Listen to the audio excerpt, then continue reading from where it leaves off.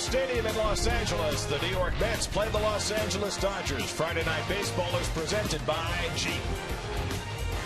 New York Mets baseball on SNY is brought to you by Toyota. See where Toyota takes you. Test drive one at your Toyota dealer. Toyota, let's go places. By Geico, the #1 insurer in the New York market. By Empire City Casino, Manhattan's closest casino. Your luck starts here.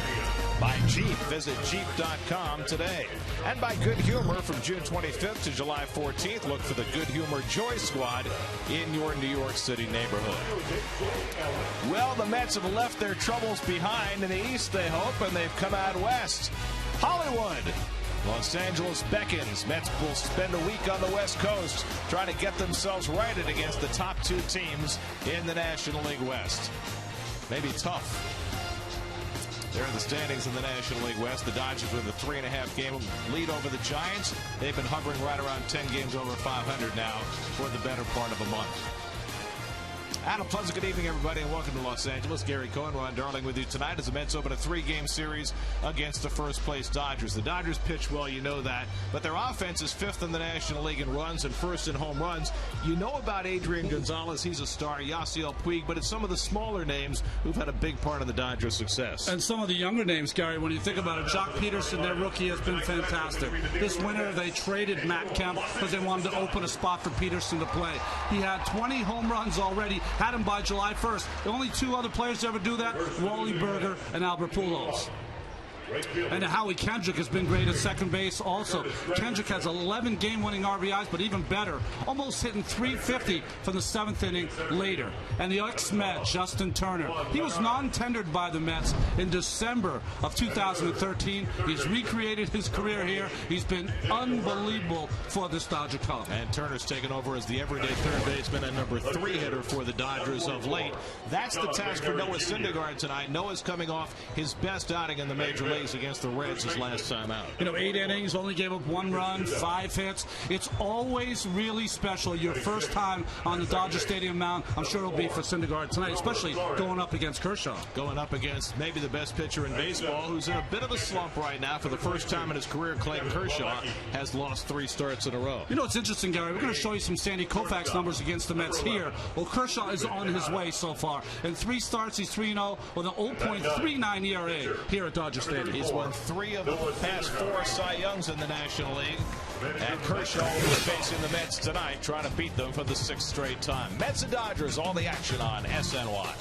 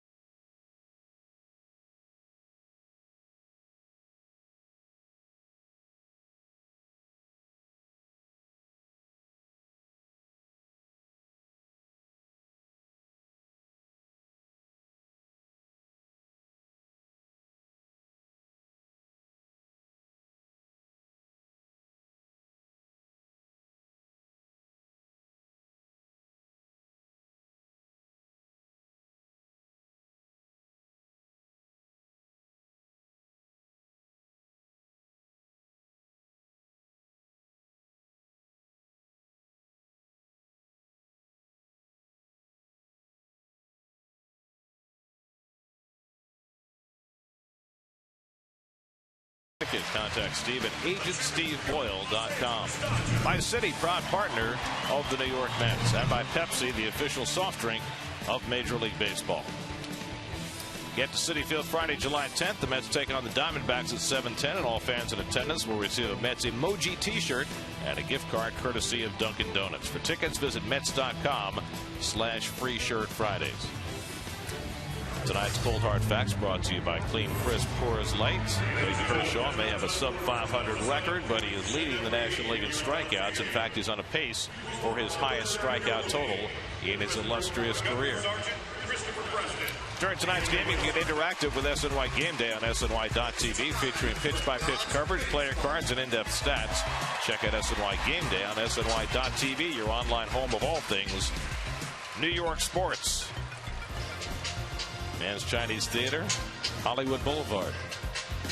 Tourist attraction, July 4th weekend. It's a little crowded. First pitch coming up.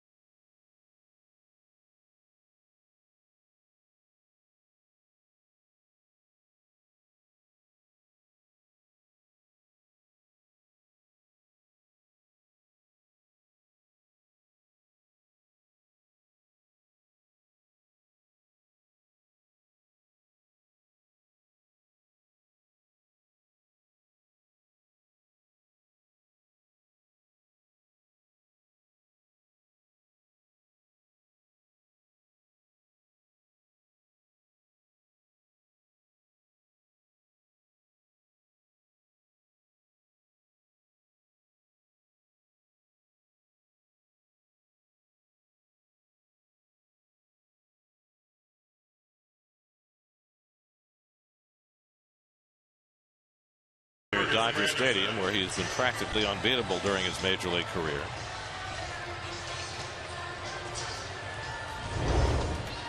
Here's your Geico Mets starting lineup tonight, and with the left-hander on the mound, John Mayberry gets the start and bats cleanup against Kershaw tonight.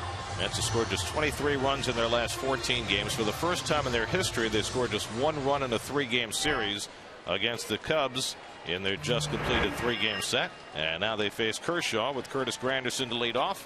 First pitch of the night is on the way, and Granderson goes after the first pitch fastball, and we're underway. Well, last year's Cy Young Award winner with a 21-3 record, 21 wins and 27 starts. A late start to the season last year because of injury. He misses with a slider to Granderson, 1-1. Curtis has cooled down a little after his streak where he hit 5 home runs in 7 games. And he has struggled all year against lefties, hitting just 137 against left-handed pitching, and facing maybe the best left-hander in many years. Taken high, 2-1. Lagares and Murphy to follow for the Mets, are hoping maybe a change of venue will get them jump-started. You look to some of the reasons why Kershaw is struggling, giving up 11 home runs. Left-handers are hitting better against him. Lefties are hitting .250 against Kershaw this year, more than 40 points higher than the righties, and that's unusual for him. Juan Lagares on deck, then Daniel Murphy in the opening inning. And Granderson draws a leadoff walk. So Granderson walks for the 41st time this year, and the Mets have a leadoff base runner. Here's the Coors Light defense for the Dodgers. Ethier, Peterson, and Puig. Call Crawford on the DL. And around the infield, Turner, we mentioned before, Rollins, Kendrick, and Gonzalez. And behind the plate, one of the best trades they made all year, Yasmani Grandal. They got him in the Matt Kemp deal from San Diego. Here's Lagares, just 3 for his last 35, but he's been one of the Mets' best hitters against lefties this year. He's hitting .340 against left-handers.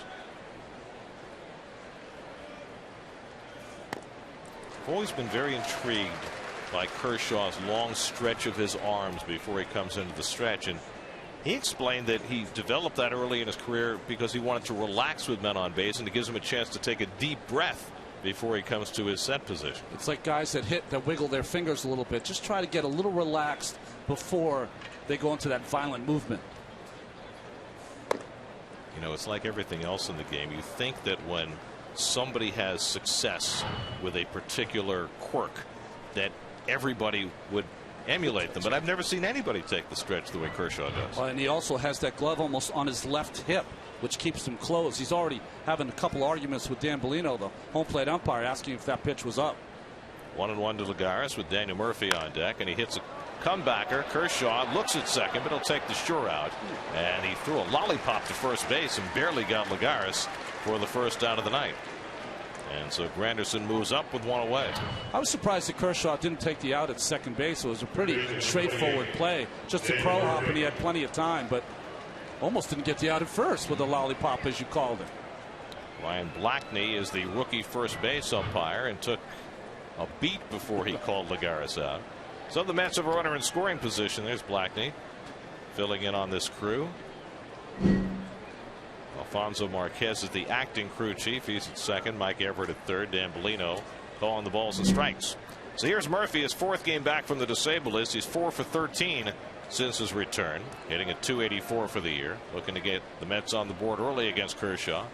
And he fouls off the first pitch fastball. So the Mets are attacking early in the count against Kershaw. Well, they have to. I think that's important against Kershaw. You're going to get maybe one pitch to hit in an at-bat. If he gets ahead of you, Gary, he's got so many weapons to put you away. The cutter, and of course that great overhand curve.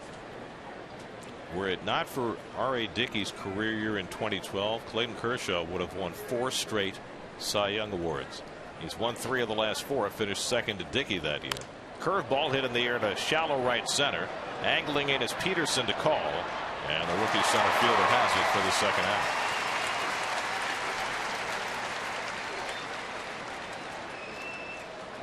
Well, it's interesting. He's thrown some pitches to hit so far. That curveball, though, to Murphy, 12-6, difficult to stay on because it keeps breaking. The great curveballs are the ones that spin, great arm speed, and just keep breaking. So 2 out. Now Kershaw faces John Mayberry. Mayberry getting the start against the lefty, hitting .205 against left-handers this year. 2 for 10 in his career against Kershaw. That's hoping that something sparks them. Maybe it'll be Mayberry tonight. And Kershaw misses. Ball 1.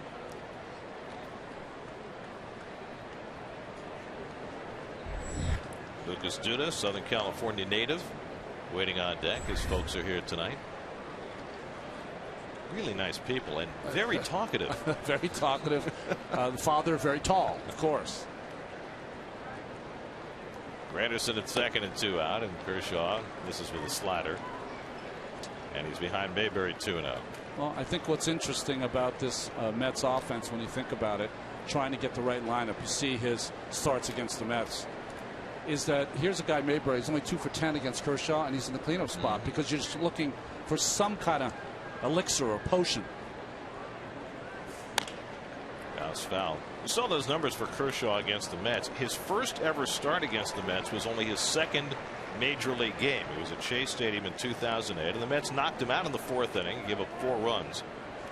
So since then, he's made 6 starts and given up a total of 4 earned runs in the 6 starts. His ERA against the Mets at Dodger Stadium in 3 starts, 0.39. So if the Mets even get a run against him, it's a feat. In tight to Mayberry, and Kershaw for the 2nd time this inning behind in the count 3-1.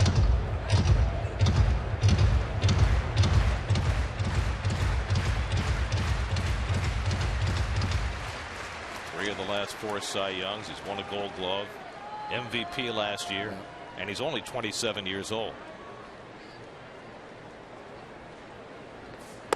Mayberry takes it high, and Kershaw's walked 2 in the opening inning. That's a rarity. He had walked only 25 batters in 16 starts coming into the night. You know, there's Rick Honeycutt, the Dodgers pitching coach. We're not talking, though, about the guy who won 21 of 27 starts last year. We're talking about a guy whose record right now is under 500, and he's lost 3 straight for the first time in his career. His confidence, like any pitcher, would be down some. He has not been the Dodgers' best pitcher this year. Zach Greinke has. He'll pitch against the Mets tomorrow. So a first inning opportunity for Duda, who grew up in Southern California and went to college at USC. So he's back home looking to make a mark against Kershaw in the opening inning. 2 on and 2 out. And he takes the slider low for ball 1. It's been a very rough patch for Duda. 0 for his last 10, 7 for his last 52.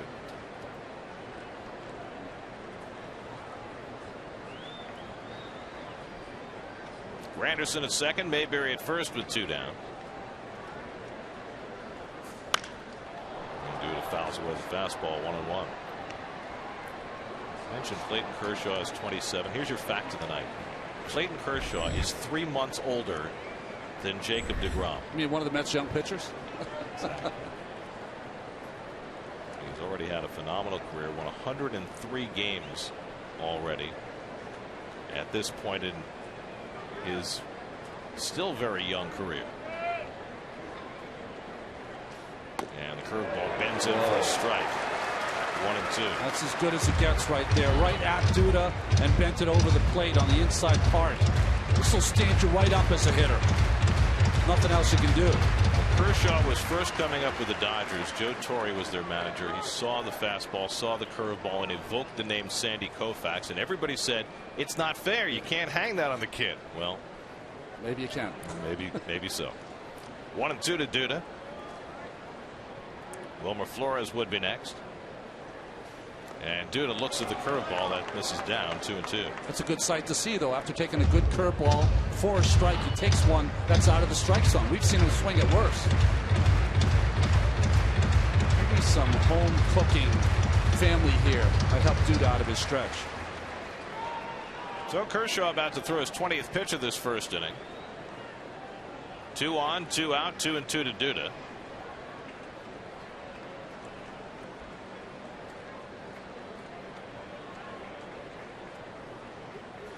And Lucas swings and misses at the curveball.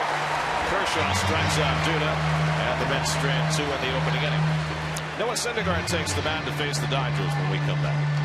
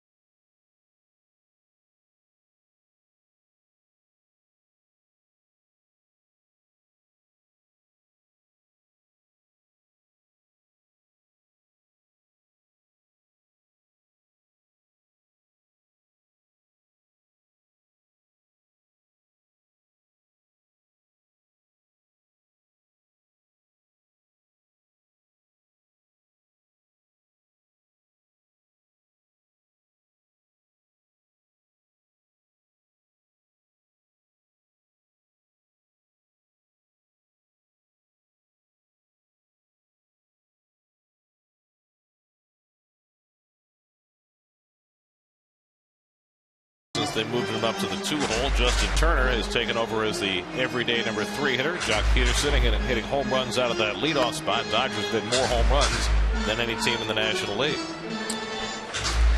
Well, we mentioned before that this is the cheap numbers for Noah Syndergaard. 3-4 record, but in 8 of his 9 starts, he's allowed 2 base on balls or less. So it's not been from fear. He's been going right after the hitters. Just a terrific game against the Reds his last time out, going 8 innings, allowing just a run on 5 hits. Peterson, low batting average, but high on base percentage on those 20 home runs.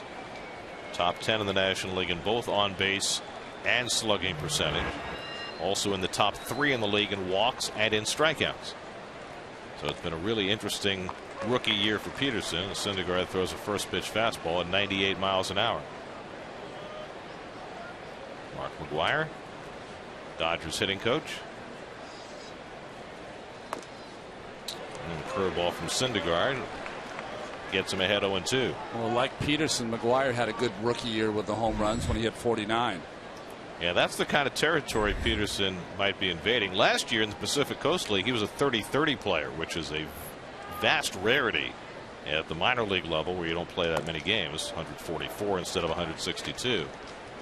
And he would have been here last year with the Dodgers, but they have such a crowded outfield, which is going to get crowded again pretty soon when Carl Crawford comes back off the disabled list. Not Peterson's problem anymore. And Syndergaard strikes him out with a curveball on the dirt. Plawecki with the toss to complete the putout, and Syndergaard has his first strikeout of the night. Well, defensively behind Noah Syndergaard this evening in Los Angeles, the Lexus defense. Mayberry Jr. got to start. The Dyers feeling a little better. The Garrison Granderson. Along the infield, Murphy, Tejada, Flores, and Duda. And Plawecki behind the plate again. So here's Howie Kendrick, who moved up the freeway this year from Anaheim to L.A. Flies the first one foul. Kendrick has found a new home here in downtown L.A. You know, it was one of those deals that went under the radar. The Dodgers traded Andrew Heaney, who had been with the Marlins, the starting pitcher, left-hander, to the Angels to get Kendrick, who I think has been one of the most underrated players in baseball for the last few seasons. He's a vastly consistent player. 9 years with the Angels, lifetime .293 hitter. He's hitting .298 this year. In many ways, in terms of that under-the-radar consistent production, it reminds you of another guy who played for the Angels, Garrett Anderson, who for year after year would put up those same kind of productive numbers and nobody ever talked about. Got his first hit off this pitcher for the A's called Ron Darling. Is that right? Yeah. So you knew about him. He was a good player. Left fielder, left-handed swinger, left-handed thrower. 1-2 from Syndergaard, and he misses a little low at 99.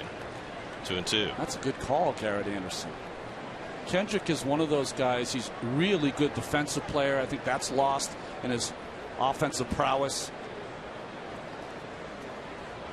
And Syndergaard goes back to the curveball, and he has back-to-back strikeouts with that curve. And there are 2 out. Well, he must have been impressed with Clayton Kershaw's curveball, because this is the best curveball I've seen Syndergaard have to start a game. Unhittable there for Kendrick. So 2 out and nobody on for the one that got away.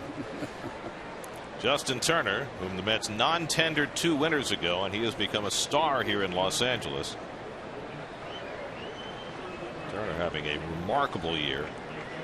Was in a part-time role earlier this season, but the Dodgers traded away Juan Uribe, and that made third base Turner's full-time job. Turner spent 4 years as a Met, had a lifetime average with the Mets of .265. In 2 years as a Dodger, he has a lifetime batting average of .330. How do you explain it?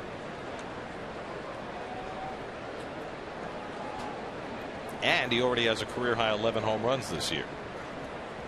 And Justin's just 30 years old. He may just be getting started. Bounce down to third, and Murphy's got it. Throws out Turner, and Syndergaard's got himself a 1-2-3 opening inning. No score after 1.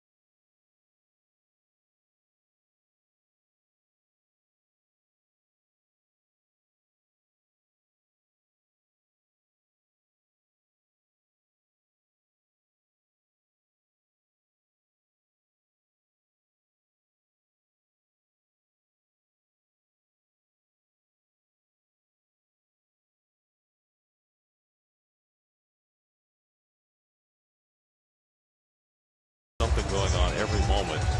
They had a bald eagle flying over the field before the game. They had soccer players. They had hockey players. They had basketball players taking batting practice today. Blake Griffin, one of them. Well, there's last season for Kershaw. His season didn't begin until May 6th last year because he had a strained muscle. And 21 wins and 27 starts had never happened before in Major League history. I mean, for the first time in a full season, he did not pitch 200 innings, but the innings he did pitch were as good as you've ever seen. Wilmer Flores leads off in the second inning. Flores just 1 for his last 17. And he hits the first pitch sharply, and Jimmy Rollins has it. And throws out Flores, 1 away. So 1 pitch and 1 out as the Mets continue to be aggressive early in the count against Kershaw. Very strange to see Jimmy Rollins in any uniform other than that of the Phillies. They said he has been struggling offensively, but defensively he's still playing the same way he played in Philadelphia. 4-time Gold Glover, spent 15 seasons with the Phillies. Here's Kevin Plawecki hitting 7th in the order. Well, this is the Mets' 81st game. Kevin Plawecki is making his 41st start, which means that Plawecki has now started more than half the games for the Mets. That was not the game plan. Well, that's the indication that d'Arnaud has not been able to get on the field enough. Travis d'Arnaud is eligible to come off the disabled list Monday. That will not happen. Grounded down to third, and Turner's got it. So 2 batters, 2 ground ball outs for Kershaw in the second. Travis has not been able to do anything with that elbow, which is still in a brace. Since 1969, when they lowered the mound and division play began, there have only been 2 pitchers who've had seasons with lower walks and hits per innings pitched than Kershaw had last year. You can see them there. On 2 iconic years with Pedro and Maddox, of course. Here's Ruben Tejada hitting 8th in the order. Ruben mired in an 0 for 20 right now.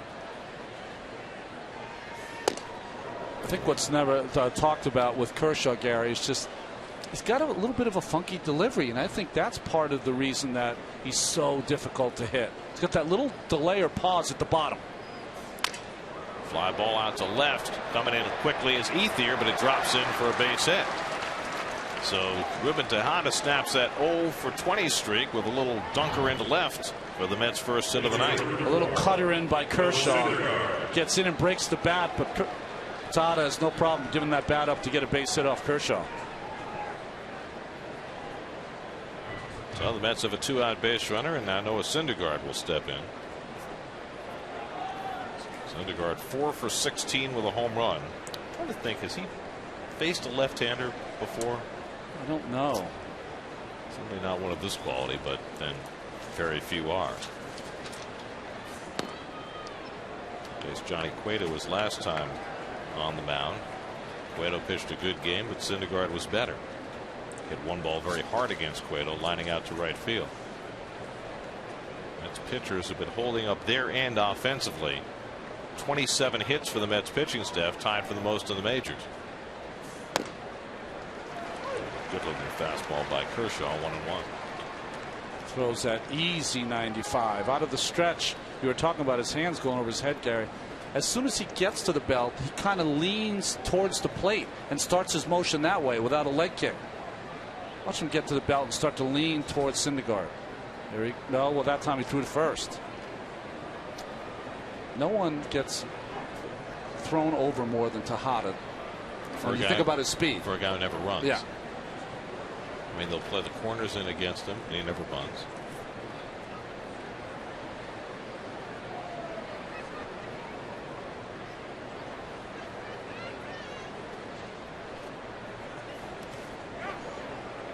Two and one to Syndergaard, who has had 2 at-bats, we're told, against left-hand pitching. Looking for his first hit against the lefty. Let's Grandal go down here and block that baseball. Kershaw a little unhappy with himself, bouncing that breaking ball to Syndergaard. 2-1 with Granderson on deck. And Noah takes a strike, borderline. 2-2. Well, that fastball inside is supposed to be away, but he leaves it over the inner half, or maybe off the plate in. but gets the call from Bellino. You know, it used to be when a catcher set up on one side and the pitch was on the other side, you never got that call. Never got it. I don't know what is it, because the umpires are sitting so far inside now. I don't know.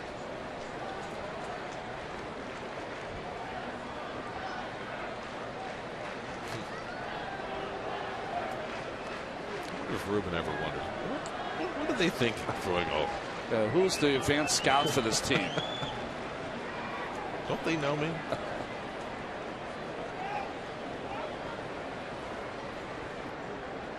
2-2 coming, and Syndergaard fouls it off. Plus, you get the pitcher at the plate. You get Claude Steele and get the pitcher leading off the next inning. Nobody's going to do that.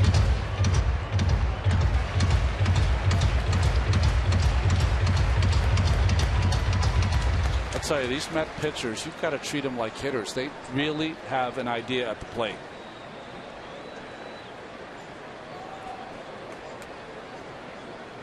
Yesterday was Jacob deGrom, who doubled and scored the only Met run in that series against the Cubs. Curveball just missed. Kershaw was walking off toward the third base dugout, and Dan Bellino said no. Well, let's see. You got the Cy Young from last year. You have a rookie pitcher hitting. Throws a curveball in the inner half and doesn't get the call. Kershaw's used to getting that call. I mean, just nasty. Well, now Tejada will be running. Gonzalez will play behind him. 3-2, 2 out. And Syndergaard goes down to the fastball. Kershaw stopped messing around. Second strikeout for Kershaw. The Mets are done in the top of the second. No score in L.A.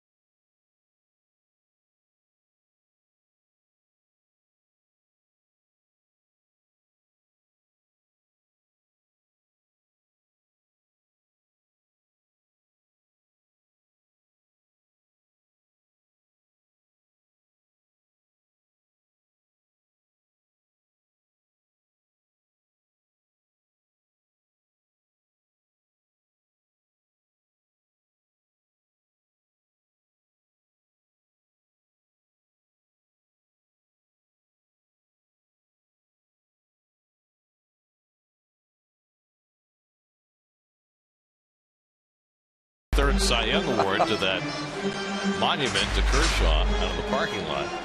Maybe time to inscribe the 2014 on there, wouldn't it? Noah Syndergaard pitched a 1-2-3 first with a couple of strikeouts. He'll take on Adrian Gonzalez to start the second. Gonzalez, the four-time All-Star, now 33 years old, and having a typical Adrian Gonzalez year. Top 10 in the league in slugging, in RBIs, and a ton of doubles. And he goes first pitch hunting and fouls off the fastball, 0-1. It's interesting when you watch Gonzalez hit. He kind of works from left field to right field. He's very dangerous the opposite way. But if he throws something slow, he will pull it. And will look in occasionally. So from those numbers, got off to a hellacious start this year. He's tailed off lately. Hits one deep to center. Lagares back to the warning track at the wall. It's out of here. Adrian Gonzalez with his 14th home run of the year. And the Dodgers take the early 1-0 lead.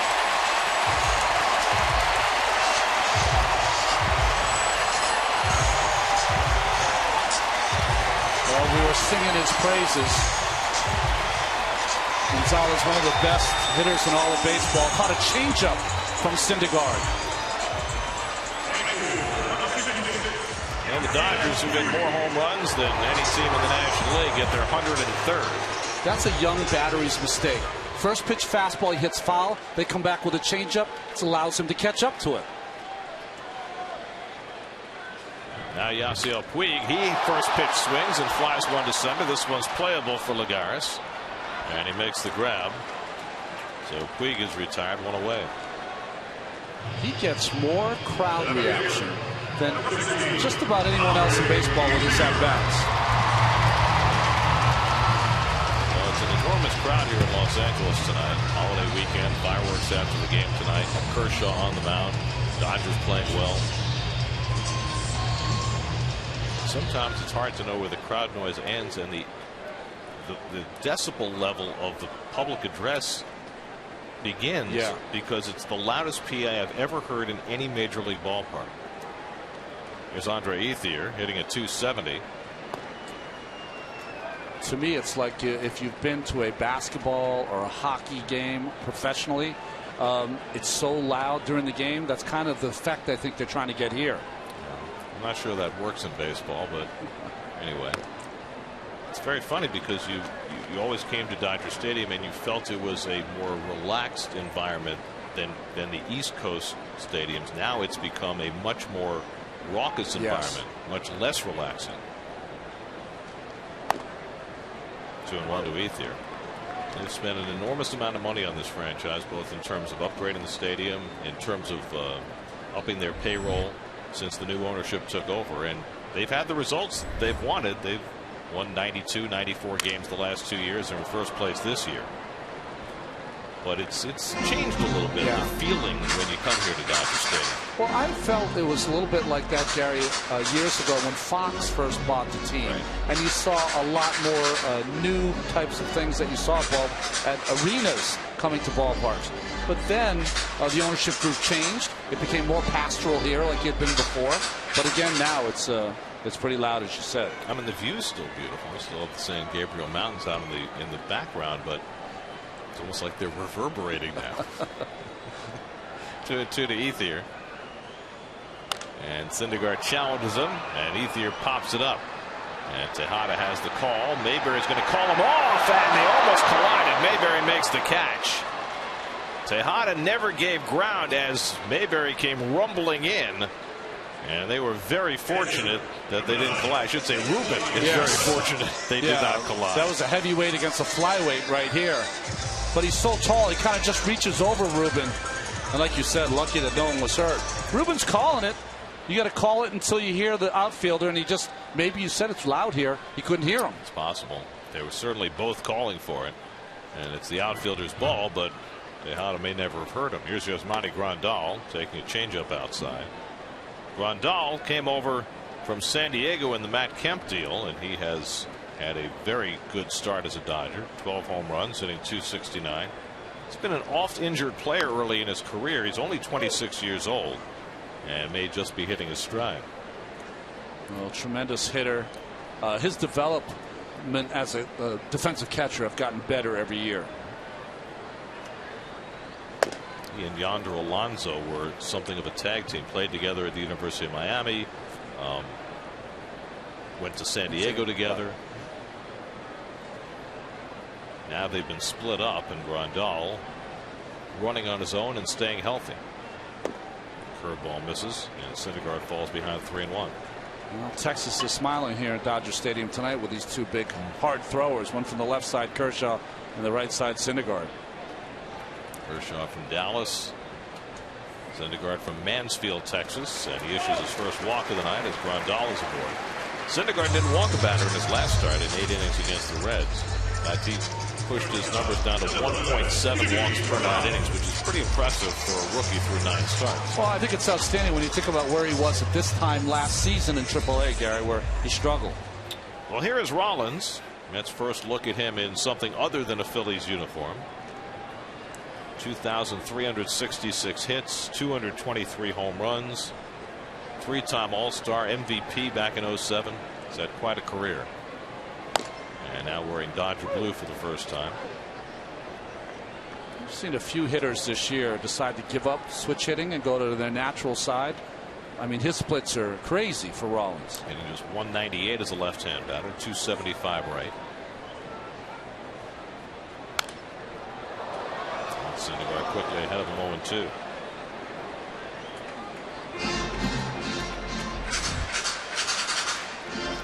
Kershaw would be next.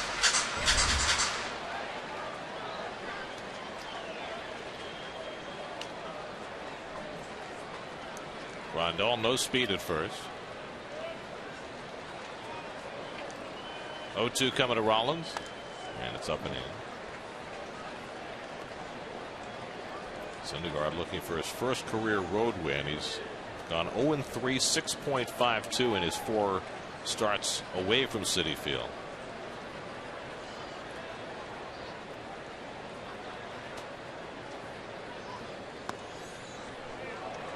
I always wonder how much those things really mean. Well, I think that, you know, starting in Wrigley Field, an iconic stadium for Syndergaard, I thought he pitched pretty well that night, even though he got the loss. 5 good innings, 1 bad one. That's right.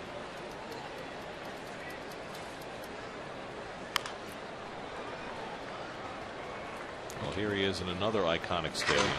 It's hard to believe the Dodger Stadium is the 3rd oldest stadium in the major leagues now, behind Wrigley and Fenway. I know for a starting pitcher who plays for an East Coast team, when you come to Dodger Stadium for the first time, it's just, I mean, you're starry-eyed. Not only from the people that are in the stands, usually have a lot of actors and actresses and whatever, but also just being on that mound where all that history's been made. And there's always been a feeling for power pitchers that this was the best mound to pitch from. It somehow felt a little more elevated than the others. I'm not sure if that's true anymore. Rollins tries to go halfway, but he went around too far. And Syndergaard has his 3rd strikeout of the night to end the inning. But Adrian Gonzalez gets the Dodgers off with his 14th home run of the year. And LA has a 1-0 lead after 2 at Dodger Stadium.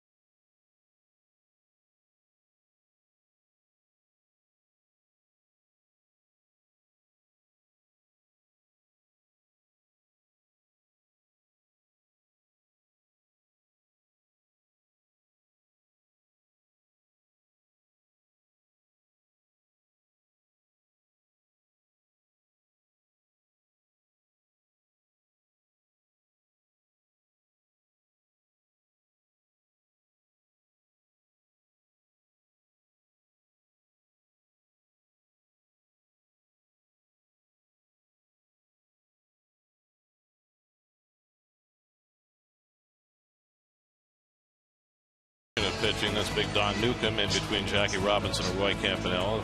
Great Sandy Koufax with his 4 no-hitters, including one against the Mets. Don Drysdale, who passed away far too young. Hall of Famer Don Sutton. Here's Fernando Valenzuela, who's in the ballpark tonight doing Spanish TV. Oral Hershiser, now part of the Dodgers TV and radio crew as well. It's been a mound that's produced a lot of stars over the years. Curtis Granderson leads off in the third and takes a strike. Kershaw now with a 1-0 lead. He walked Granderson his first time up.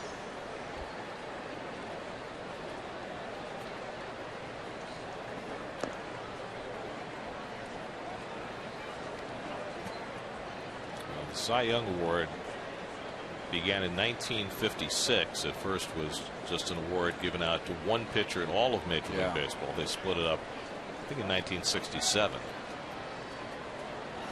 And since the Cy Young was instituted, the Dodgers have dominated.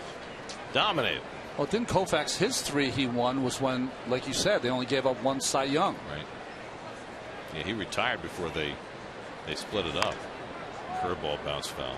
I think when we looked at all those pitchers, you think of the integration of baseball with Jackie Robinson, so Don Newcomb, Cy Young and MVP in '56. You think of Valenzuela's looking into the sky before he threw, Kershaw's big curveball, Koufax and his 4 no-hitters in perfect game, Drysdale because he was so menacing and everyone was afraid taking a bat against him. I'll throw out a couple more. Okay. How about the Martinez brothers? Yeah. I know Pedro didn't star here for the Dodgers, but he started here, and his brother Ramon was a dominant force in the league. Dominant force. Not like Pedro, very tall, thin. Popped up. And Rollins will take charge. 1 away. And there is Don Newcomb on the right. He's a presence at just about every Dodgers home game. That year in '56, he went 27-7. There it is. Thanks, guys. The strikeout numbers, look at that, 139. He was just a control artist and more of a painter and a magician than a power thrower. Lagares hits one slowly. Turner can't get it. Rollins can on the backhand and gets him by half a stride. Beautiful throw by Jimmy Rollins for the second out. Well, this is what you're supposed to do. Turner, the third baseman, try to get anything you can. The shortstop backs it up, and Rollins still has that strong arm. I mean, just gets Lagares at first base. Good call by the rookie. Ryan Blackney, the first base umpire. Like a perfect call. 2 out and nobody on. 5 ground ball outs already for Kershaw through the first 2 2/3. And now he faces Murphy, who flied to center on a curveball his first time, and he goes after the slider. 0-1. I was saying what made each of those Dodger pitchers unique. I forgot that Newcomb had first pitcher ever to win the Rookie of the Year, Cy Young, and MVP. And when you think about Hershiser, I think of the 60 innings that he pitched without giving up a run. Well, Drysdale had set the record at 58 1/3, and Hershiser broke it at 59. 59, that's right, not 60. Did it in his last start of the year, and he needed a 10th inning to do it. He did it against the Padres. It was in 1988, before his later heroics against the Mets in the League Championship Series. Another ground ball for Kershaw. Gonzalez takes it himself, and Kershaw, after getting the lead, has a 1-2-3 top of the third. There's the great Don Newcomb, who could also hit. Boy, could he hit. 7 home runs in 1 year.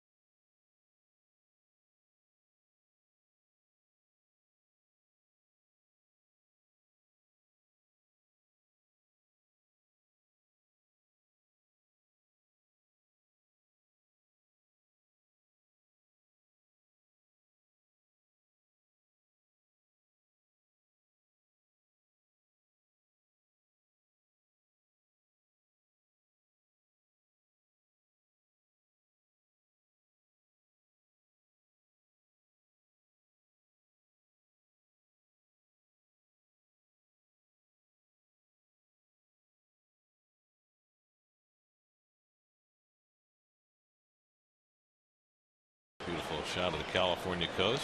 Where are we looking? You have any That's idea? Malibu. Yeah, I don't think. Coming down the coast towards Santa Monica. I don't think we work in that price range. No. Kershaw skims one foul. You're not going. You and I are not going to be living at the Malibu Beach Colony anytime soon. I'll tell you that. Kershaw 6 hits this year, including a couple of doubles, and he slaps one to short. And Tejada makes the overhand throw. Kershaw not running hard. 1 out. It's the best online source for Mets information with a constant flow of Mets news and opinion featuring game breakdowns, special features, and player profiles. Mets blog presented by Citi, part of the SNY.TV blog network. Well, you probably have heard by now, if you follow Mets news, that the Mets charter last night had to take a little detour and make an unscheduled stop in Detroit because our friend Howie Rose was a little under the weather. I'm happy to report Howie's back home in New York. He's feeling fine, passed all the tests. Great. Nothing wrong, and he'll be back on the air on Friday night. Just going to rest up this week. So, Howie, I know it was very exciting for us to win the Beat the Booth competition. So, you know, it's a week to relax. Just take it easy. Hear you back on the air on Friday. Well, I know the toughest part for Howie is that he's such a gamer. He loves to do all the games. So to miss this West Coast trip, but we miss you, Howie, and glad you're feeling better. I think Howie's just a little irritated about the attention. Yeah, I'm sure he is. So sorry about that, too. But Wayne Randazza will fill in for Howie this week with Josh Lewin on the radio, and all will be well. Jock Peterson struck out his first time up. And he drives one to center. Lagares cuts over, though, and makes the grab for the second out. So Peterson hit it hard. Peterson's approach at the plate really looks like he's swinging as hard as he can every time up. Well, that's why he struck out 95 times, but it's also resulted in 20 home runs. So it's working. Here's Kendrick with 2 out and nobody on. Struck out his first time up.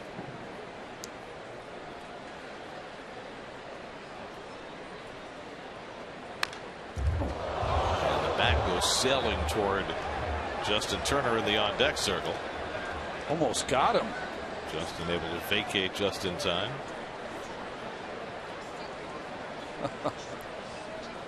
Buddy, you think you could put a little more pine tar on your back? Third inning presented by your local Tri-State Audi dealers and the uncompromised Audi A3 sedan. You know what's interesting, Gary? After yesterday's game, Terry Collins addressed his team, said we got to lighten it up around here. You know, it's just too serious. Everyone's afraid of making a mistake. Well, watching Turner and that big smile, even though the bat went over his head, that's the kind of player he was. Loose and uncontrolled. And still is. 1-2-3 inning for Syndergaard. 1-0 Dodgers.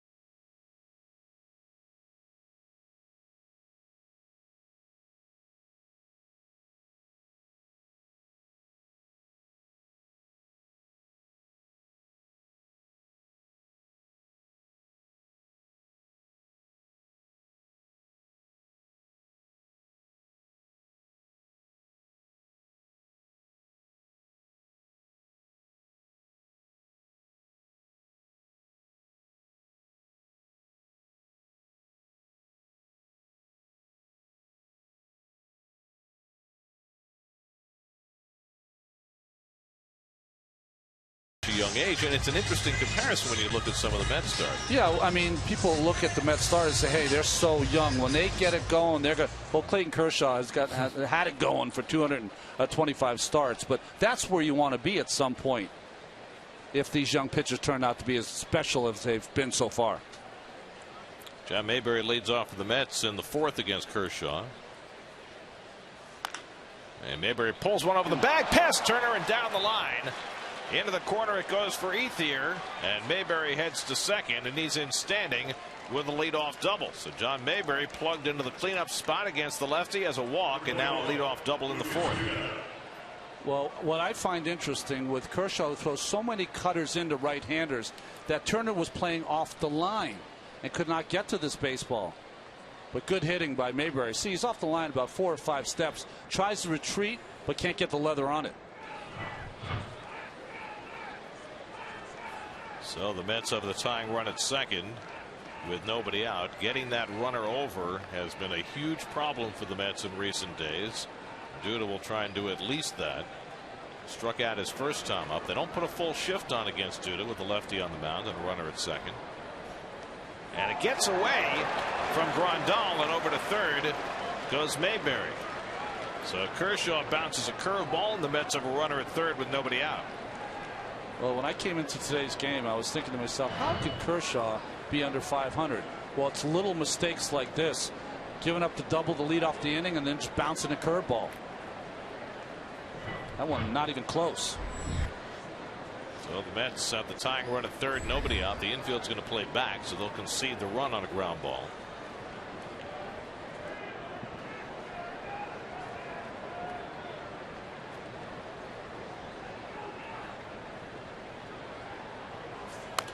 Duda attacks and fouls off the fastball, 1-1. I wonder how it's been for Kershaw, because he always had a defensively minded first. A.J. Ellis behind the plate, now has gone to Grandal. Ellis is the backup. You know, there's one factor that I don't know how many people have talked about with Kershaw. And again, look, he's, even at his worst, he's still one of the best pitchers in baseball. And he might pitch a shutout tonight, you don't know, as he gets ahead on Duda 1-2. But you know, this spring he got hit in the face by a line drive and broke a tooth, and it didn't suffer any noticeable after effects, but you always wonder how that affects a guy. You know, I told you I was hit by a ball in Montreal, never saw it, hit me in the shoulder. Don Mattingly on the left and Rick Honeycutt, pitching coach, on the right. Never saw it.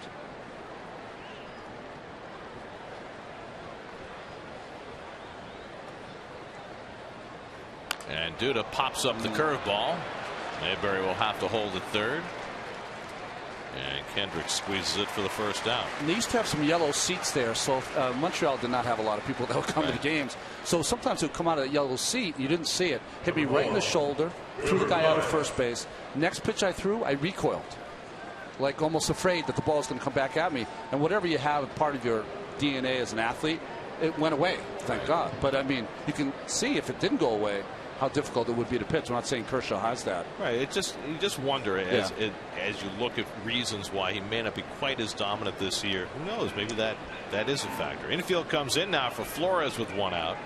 Wilmer grounded out to short his first time, and he takes a fastball up and away. It doesn't help either that, you know, he's the best pitcher in baseball, and in the postseason hasn't been able to get it done. So he's got to sit on that all winter. The Cardinals have been his kryptonite in the postseason each of the last 2 years. The LCS in 13 and the division series last year.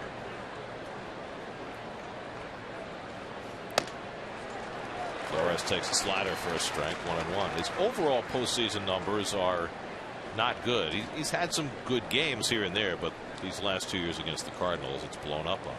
His last start, Matt Adams took him deep for a 3-run home run, lefty-lefty matchup. That's been a problem this year for Kershaw too. Lefties have hit him. Still leads the league in strikeouts, and he just picked up a key one. He could use another. There's the curveball and misses. 2-1 to Flores. Kevin Plawecki waiting on deck. 10 of his 16 starts this year, he's had 9 strikeouts or more. Sorry, 10 of the 16 he's had double digits. Mets have scored just 1 run in their last 32 innings. Trying to get a run home against Kershaw here in the 4th.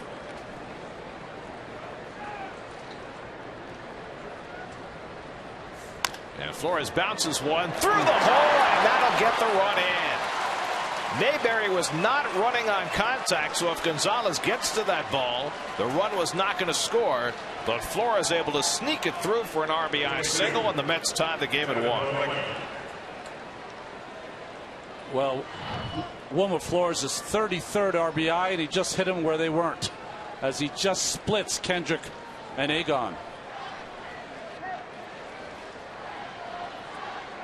Surprised with the Mets and how they've been struggling that they wouldn't be going on contact, but very conservative the base running has been also with this slump. Found that shocking, especially with the lower part of the order coming up. But the Mets get the run. Now Plawecki, who grounded out to third base his first time up. And he flies one down the right field side, and that'll make it out of play. So that's the second run for the Mets in their last 33 innings, and perhaps it'll be a door opener for them. A double by Mayberry, takes third on a wild pitch, and Flores hits it past the drawn-in infield to get the tying run home.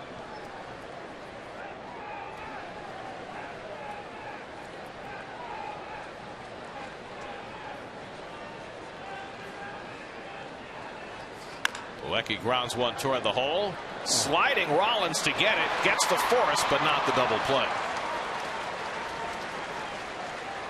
Rollins looking like he was playing on a slip and slide with a little skidding stop there. Well, I don't know if I've ever seen a shortstop make a play like that. And he didn't lose his footing. He really was trying to get in front of that baseball to make the play. Jimmy can still pick it. So 2 out. Plawecki now the runner at first, and here is Tejada, who broke his bat and dumped a single to the left his first time up. That snapped an 0 for 20 skid for Tejada, which was the third skid of 20 or more at bats for a Mets position player this year.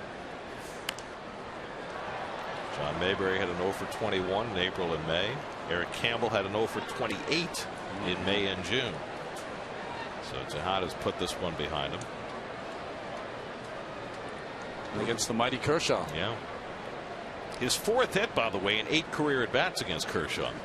So Tejada's had the best numbers of any Met against this hard to hit left-hander. And the curveball balloons away. 1-1. Your city probables for the remainder of the series. Matt Harvey against Zach Greinke tomorrow. Steven Matz makes his second start against Mike Bolsinger on Sunday. Fox tomorrow, Picks Sunday, back on SNY Monday in San Francisco. Network roulette. Yeah, exactly. You and I got to keep our shirts right. Although we'll have suits on in San Francisco, it'll be a little chillier. Tomorrow we get to watch Bill Webb's direction from afar instead of up close. Oh. We'll be watching fireworks somewhere. Tejada lines one in left field. He's got another hit against Kershaw. How about that? Tejada now 5 for 9 in his career against Clayton Kershaw, and the Mets have their 3rd hit of the inning. Well, same kind of hit as the one prior. He got a little more wood on this one, but still dumps it into left field in front of Ethier. So Noah Syndergaard will come to the plate after Tejada's hit, puts 2 on with 2 out. Syndergaard gave Kershaw a battle before striking out on a 3-2 fastball his last time up. That's now 4 hits against Kershaw, 3 in this inning. And Syndergaard goes after that first pitch and fouls it off. Very interesting. I was watching the outfield before that swing, and they were playing extremely shallow. As soon as he swung at that pitch, they moved back 4 or 5 steps. Didn't they see video of his 430-foot home run? Kershaw wants Grandal to go through the signs again. Plawecki at second, Tejada at first with 2 out, and the curveball moves inside. 1-1. 50-50 right now with the curveball for Kershaw. Some he's snapping off nicely, others he's not. Just leaving up in the strike zone. Kind of overthrowing it if you have to be the pitching coach. Trying to throw it too hard.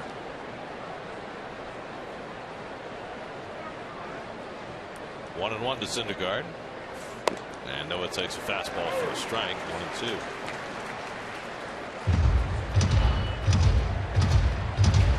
Fastball right at the belt. Or maybe a bit higher.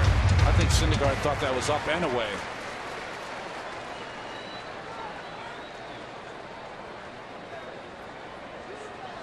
One-two coming. And the curveball breaks down. 2-2.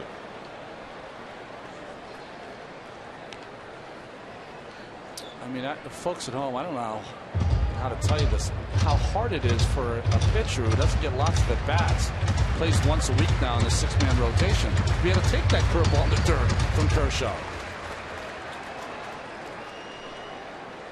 Four-seam it, spin it around. 2 out, 2 on, 2-2 to Syndergaard. And he just barely got a piece to keep the at-bat alive.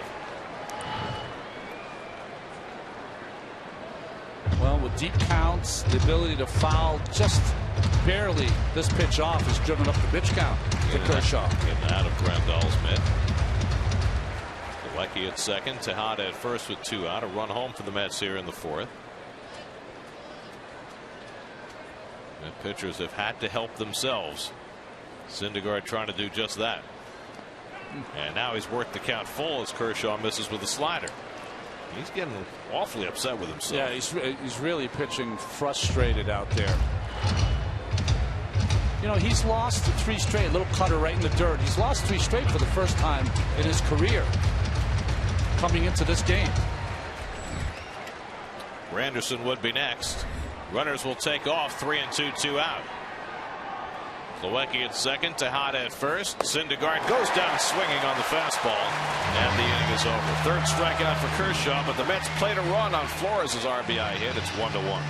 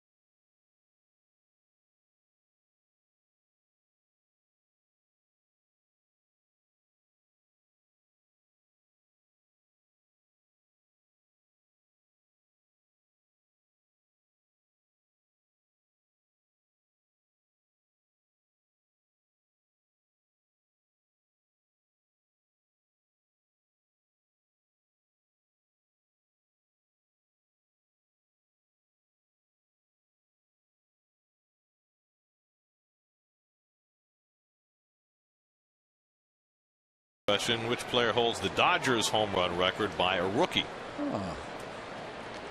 They've had some awfully good rookies. Yes, they have. Twice have had 5 straight National League Rookies of the Year. While we think about that, let's check in with Steve Gelb. Steve?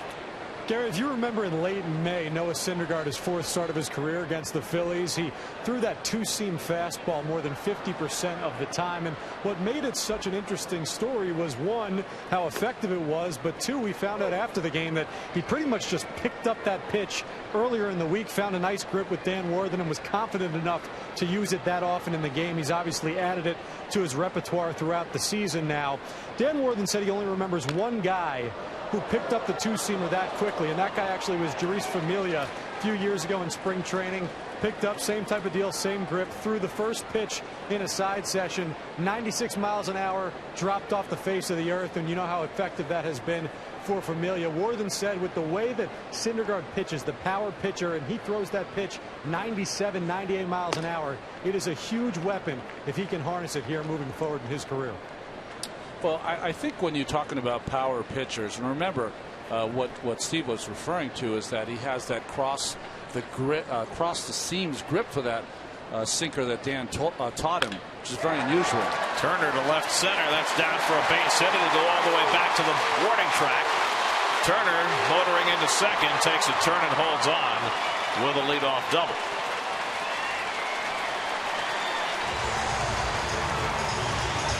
Garza was playing over at right center.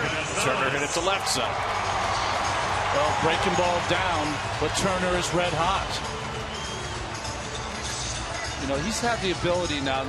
It's not that he's getting hits, because he always got hits when he was with the Mets. His ability now to hit for power is the thing I'm surprised. It's very interesting reading about Justin's comments about how he made his transformation as a hitter, and he credits Marlon Byrd for giving him the knowledge he needed to become a better hitter. Adrian Gonzalez, the batter. Marlon, when he was with the Mets, taught Turner that if you get the ball further out front, you've got a chance to drive it more. Do more damage. Exactly. And that was the way Marlon hit. It leaves you a little bit more vulnerable to the strikeout. You're not going to walk as much because you need to be more aggressive. And it didn't necessarily jive with the Mets' theories about hitting, but it's obviously worked for Byrd, and it works for Turner. So becoming a better hitter through swinging the bat. Very interesting concept. He has been outstanding for them. 2-0 to Gonzalez, hit one over the center field fence his first time up. And Syndergaard falls behind him 3-0. Well, to put it in Turner's words, he said, "I'm never looking to walk." Yeah. But, you know, if you're talking about on-base percentage, his on-base percentage is just below 400. It's the best it's ever been.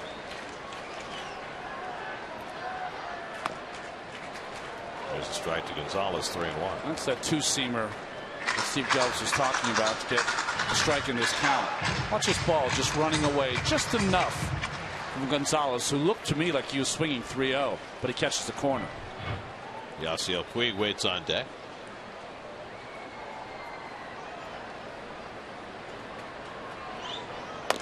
And Gonzalez swings through the fastball, 3-2. Now, so 3-1, sinking fastball, 3-2, hair, as hard as he can throw it, four-seamer up. Hair? That's what he used to call fastball. There's the two-seam grip we were talking about before. Have you never seen anybody throw a two-seamer like that? Got to have extremely long fingers to be able to hold the ball like that and make it sink.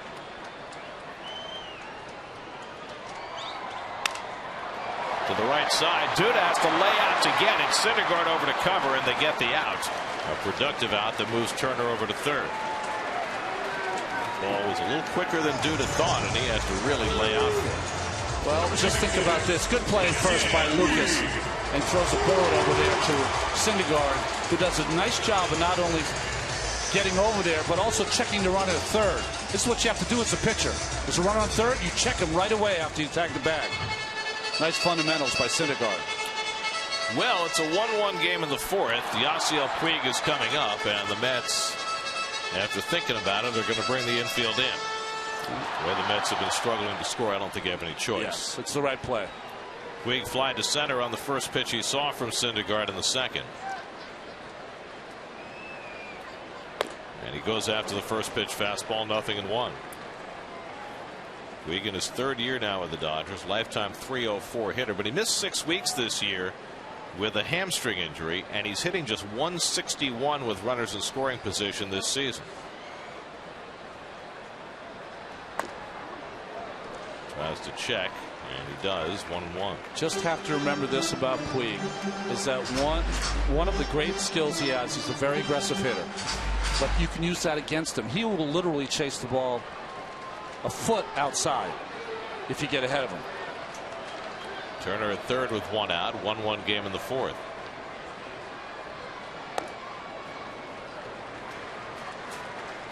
Two and one Puig. Andre Ethier waits on deck.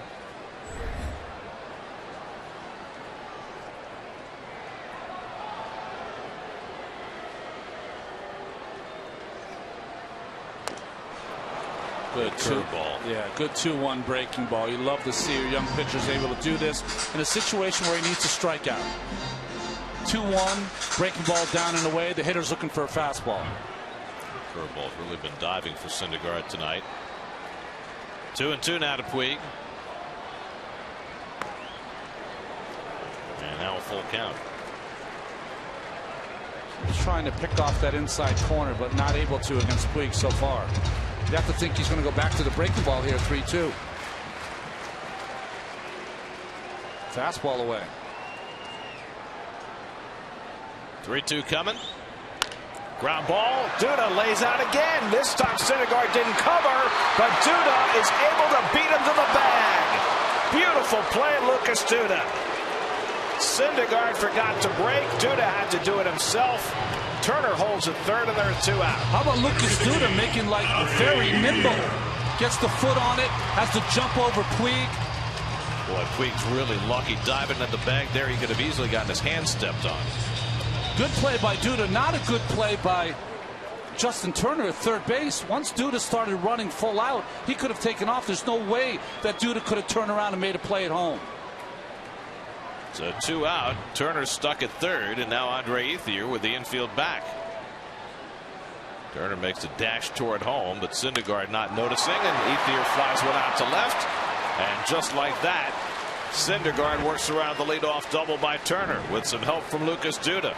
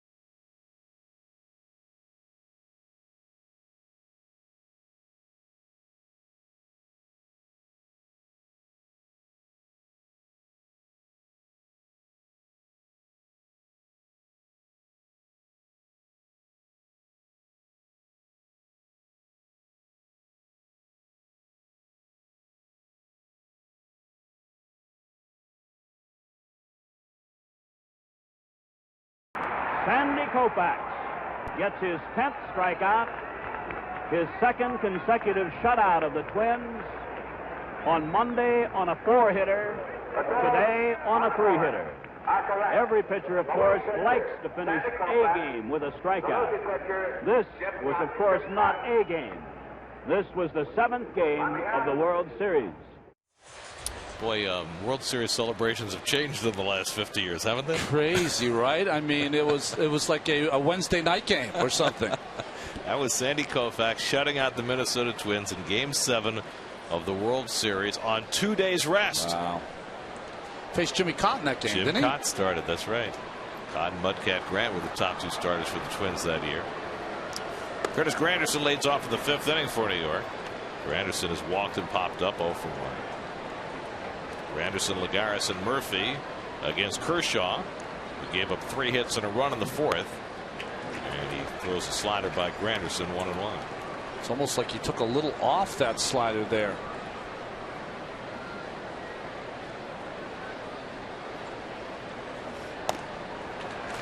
Right back with it to get ahead on Granderson. Now that's a pitch that Kershaw taught himself in the big leagues. He had always been a straight 4-seam fastball and big curveball. He needed another weapon against left-handers and in on righties. He taught himself that cutter slider.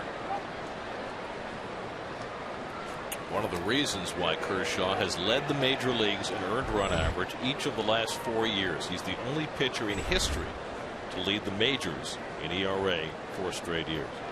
That's the kind of dominance that he has been able to maintain. And someday they'll say, who's the guy that stopped his run of Cy Youngs? And of course, it was Mets R.A. Dickey.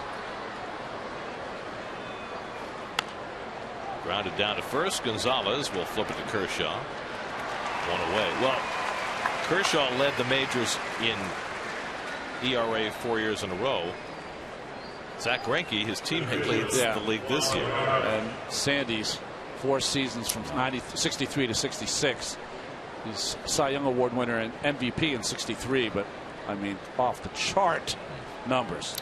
Retired at the age of 30 after the 1966 season. Well, think about it. In those 4 seasons, 31 shutouts. Kershaw will never have 31 shutouts. I don't care how long he pitches, or it'll be difficult to. It's the nature of the game. Yep. Now. Juan Lagares has been up twice, grounded out both times.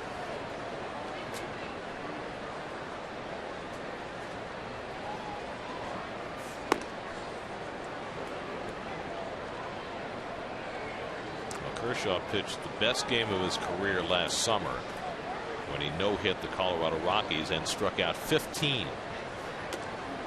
the most dominant performances in Major League history. Kershaw has 9 shutouts in his 7 seasons. 31 in 4 seasons for Sandy. Yeah. That's different. Okay. And that doesn't even count the postseason. That's right. Just saw his shutout against the Twins in the 65 series. 1-2. Bouncing ball toward the middle. Kendrick with a nice pickup on the backhand, and he throws out Lagares 2 away. This is an easy play. Yeah, that's what I was alluding to before, Gary, is that just really good defensive players, Kendrick, to go along with his offense. Kind of slipped on that play, but still made it to first.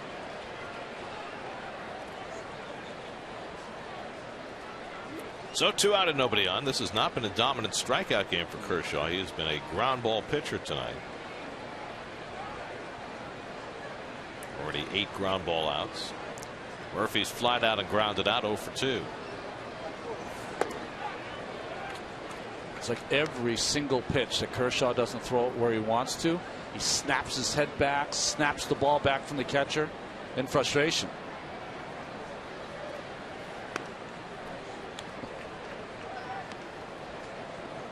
It's almost like he's yelling at himself in between pitches.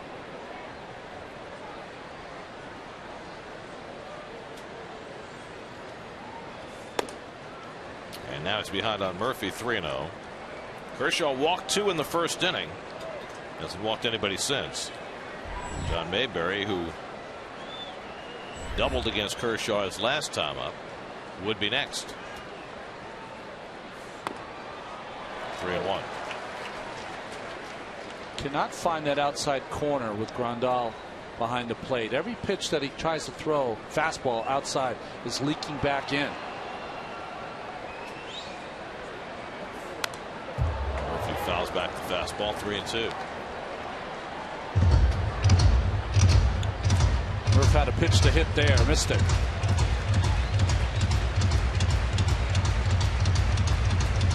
Murphy's got 3 hits and 8 career at bats against Kershaw. Not quite Tejada numbers, but not bad. 3-2 coming. And he lines one, and Turner able to snag it out of the air. Side retire. Now Justin Turner lunging to his left. And able to pick that ball off before it hit the dirt. Halfway through, tied at 1.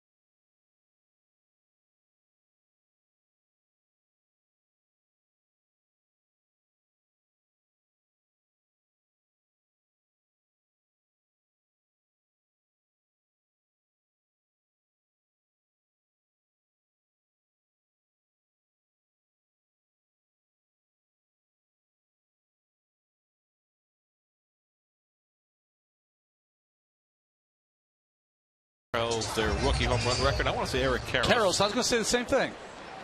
Well, it's Piazza. Of course. Good buddy. Idiot.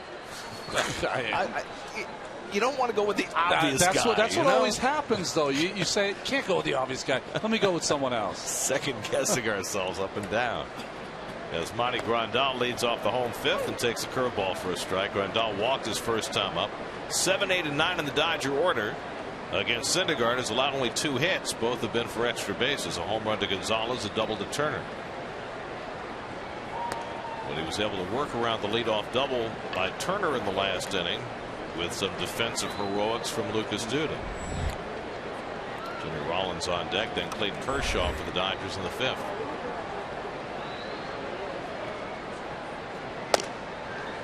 I was just thinking, you and I were talking before the game. It's a pretty good 7th place hitter, isn't it, for a ball club? 12 home runs, 31 RBI. What you're saying is, if he was on the Mets, he'd be their 3rd place hitter. He might.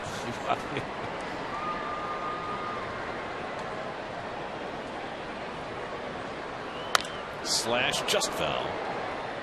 With Murphy playing well off the line. 1-2 to Grandal.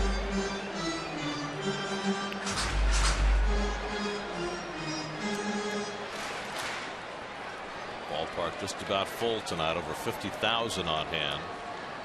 Both pavilions completely full. And nobody's left yet. No, not about the 7th, Gary. Well, you know why? They have fireworks after the game. That's right. There's every reason to stay for 9 innings, which is, not really a Dodger Stadium tradition.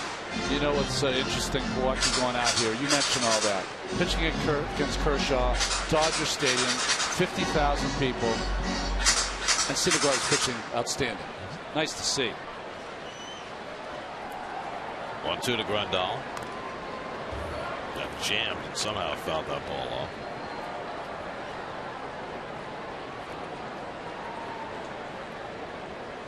No jacket for Kershaw, just a towel over his talented left shoulder. Temperature right around 70 degrees. And again, Grandal just able to get a piece. Slowest curveball Syndergaard has thrown tonight. Haven't seen many changeups since Gonzalez hit the home run off the changeup back in the 2nd. That one hit got him off it. Well, definitely it's his 3rd pitch. It's a work in progress, that changeup. Seventh pitch of the at bat coming to Grandal. He spins another curveball low. 2-2. Now there's no shame in giving up a home run to Adrian Gonzalez. I think what happens sometimes, Gary, sorry to cut you off, he's one of the most intelligent hitters in all of baseball too.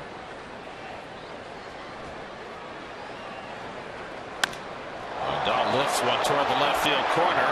Over goes Mayberry near the short fence, and he reels it in. Dahl trying to tuck one over that 4-foot fence in the left field corner, but Mayberry able to get to it right before the wall.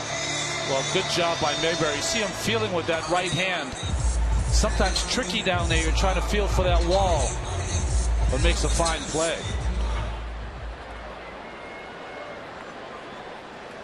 So 1 out and nobody on. Now Jimmy Rollins, who struck out his first time up.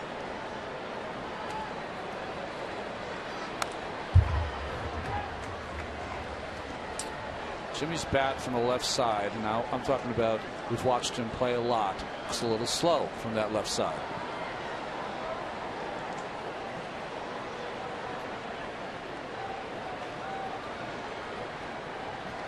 You know, watching Jimmy the last few years, I got the impression that offensively he became a little home run conscious. Yeah. And I wonder, now playing in a ballpark that's not going to yield home runs quite as readily as his old park in Philadelphia, whether that plays against him. Yeah, you develop one swing, right? One swing just to pull that ball in Philadelphia, and it doesn't work here. Rollins hit 30 home runs against the Mets. It's not quite Ryan Howard and Chase Utley, but it's a big number. Syndergaard blows a fastball by him. 2-2. Well, one thing you can say about Jimmy is he talked a lot, but he backed it up, and a lot of those home runs we watched him were big home runs. But that fastball right by him. Something about a team to beat. Yes. Yeah. 2-2 coming. Check swing. Strike 3 call. 99 on the black. And Rollins is punched out. 4th strikeout of the night for Syndergaard. Well, it didn't matter if he checked or not, because this ball is going to be called a strike on Dan Bellino. Catches that corner. Plawecki, who has done a great job at framing pitches, gets that strike for Syndergaard. I saw a stat today that Plawecki has more balls turned into strikes than any catcher in the National League, even though he's only played half the game. I saw that too, as well into its 40s, I think. 45 maybe. There's Kershaw. Rounded out his first time up. Kershaw saying, boy, this kid does throw hard. 99.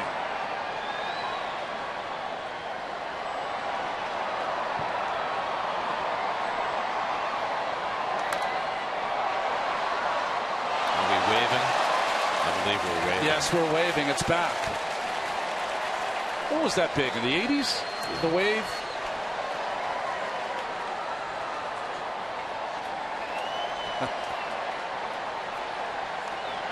It swells up every now and again. Well, there's Kershaw looking awfully bad on that curveball. 1-2. He's almost laughing at himself for that swing.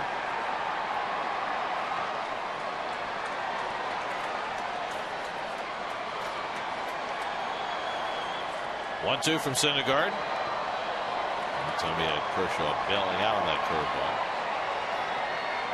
Kershaw has 1 home run in his career. He hit it 2 years ago.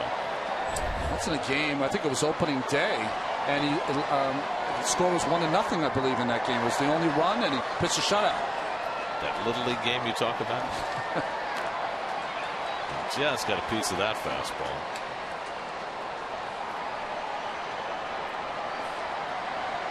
Jose Fernandez yesterday. First game back from Tommy John surgery. Didn't pitch great, pitched well enough to win, and hits a home run. And they left him into bat when he was already coming out of the game, which makes it even better. 2-2. Tap toward third, a foul ball. Well, it's going to be fun to watch Jose Fernandez's battles against the young Mets pitchers and their ability to hit on both sides, his side and the Mets pitchers. Jose Fernandez is now 13-0 at Marlins Park with that win last night. Curveball got him looking. Kershaw knew it. Back-to-back strikeouts for Syndergaard to start this end the 5th. He's got 5 for the night. 1-1 after 5.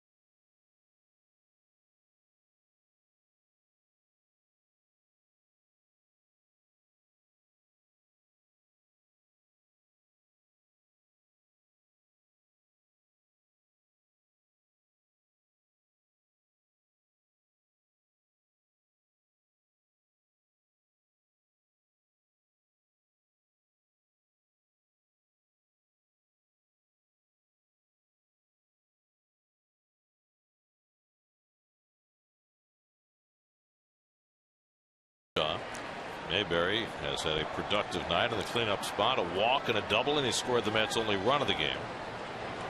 Mayberry starting for the 18th time this year. 15 of those have been in the 15 starts that the Mets have had against left-handers, including tonight. Mets are 7-7 when they go up against a lefty, which means that they're 33-33 when a righty starts against. Today is a very important day on the baseball schedule. It is hump day. The 81st game of the season. Right. The halfway point. A day where you look at the player's stats, you double them, and you say, that's the year he might have. And sometimes it works that way, and sometimes it doesn't. Well, if you're a starting pitcher like Clayton Kershaw, you look at your record 5-6, you said, it's a lot of work to do. I'd say there were probably some better times ahead. Yeah. And Mayberry goes down swinging on the curveball, so he's retired for the first time tonight. Kershaw has his 4th strikeout. His curveball is so good. Watch Mayberry where he ends up. He ends up stepping out and on his heels. See his left heel? He's on his heels when he swings at that ball. It's supposed to be on your toes. So what makes his curveball so good? Well, one, he's got great arm speed. The only way to have a really great 12-6 curveball is that you got to have great arm speed, which produces a great spin rate. Right? The more it spins, the better it's going to break. Well, he's got that. But the real good curveballs that I've seen in person, where I've been up at the plate or I've caught it from someone, is that not only does it start to break, but it almost picks up speed as it starts to break and disappears. I remember Jesse Orozco, when I used to play catch with him, he had a great slur. His would sometimes whistle when it went through the air because he had so much spin on it. And that guy's got a pretty good spin rate. When you look at Kershaw's curveball in slow motion, it seems to come out of his hand a little differently than some other pitchers. Well, when we showed some pictures of Sandy's curveball, he used to just pull it so hard down. He had big hands. But when you watch Kershaw, it almost looks like he's taking off before it kind of starts to spin. 1-2 to Duda. And he fouls off the fastball. When my dad was young, he used to teach a lot of kids in the neighborhood. It was called a slip pitch. And what it was a breaking ball that you didn't have to twist your elbow. And it would kind of slip out of your hand. That's what it looks like with Kershaw. It kind of slips out of the top of his hand, but then gains momentum. And uses the slider to strike out Duda. So back-to-back strikeouts for Kershaw, and Duda continues in the wilderness.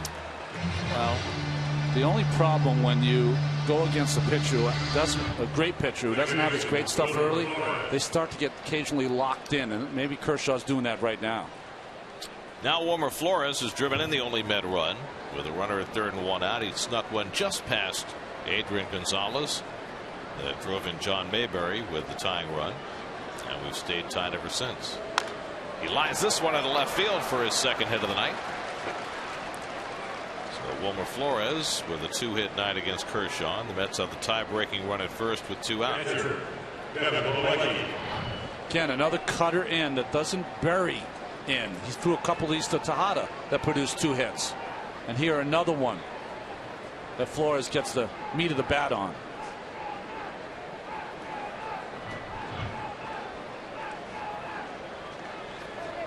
So now Plawecki, who's 0 for 2, hit one in the hole at short his last time up, and Rollins made a nice sliding stop and got a force play. Flores at first and 2 down.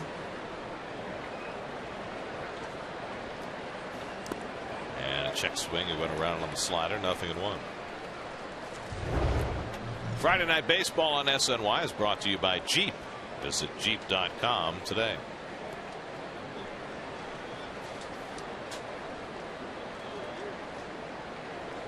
Kershaw about to throw his 90th pitch, working in the 6th inning.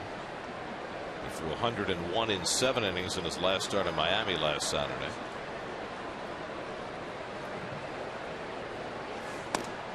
Milwaukee chasing right out of the strike zone, and it's 0-2. Kershaw's highest this season, 117, as you see. Looks like a little changeup from Kershaw. No, that was a fastball. Just Milwaukee was ahead of it. Kershaw pitching with 1 extra day's rest because of an off day yesterday. Syndergaard, well, 2 extra days rest, but 1 from the 6-man rotation, 1 from the off day. I don't know, does it count as an extra day's rest if you're in a 6-man rotation? I don't know. I don't know how that works. Just once a week, let me know. Just tell me when to go. I mean, really, if you have an off day, that's what you are. You're the Friday pitcher, the Saturday pitcher, or the Sunday pitcher. That's right.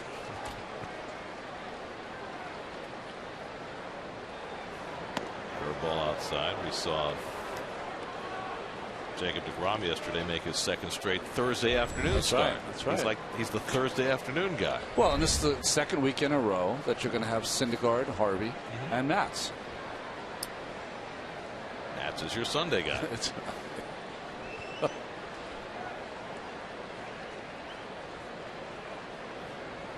1-2 coming, and the curveball struck him out.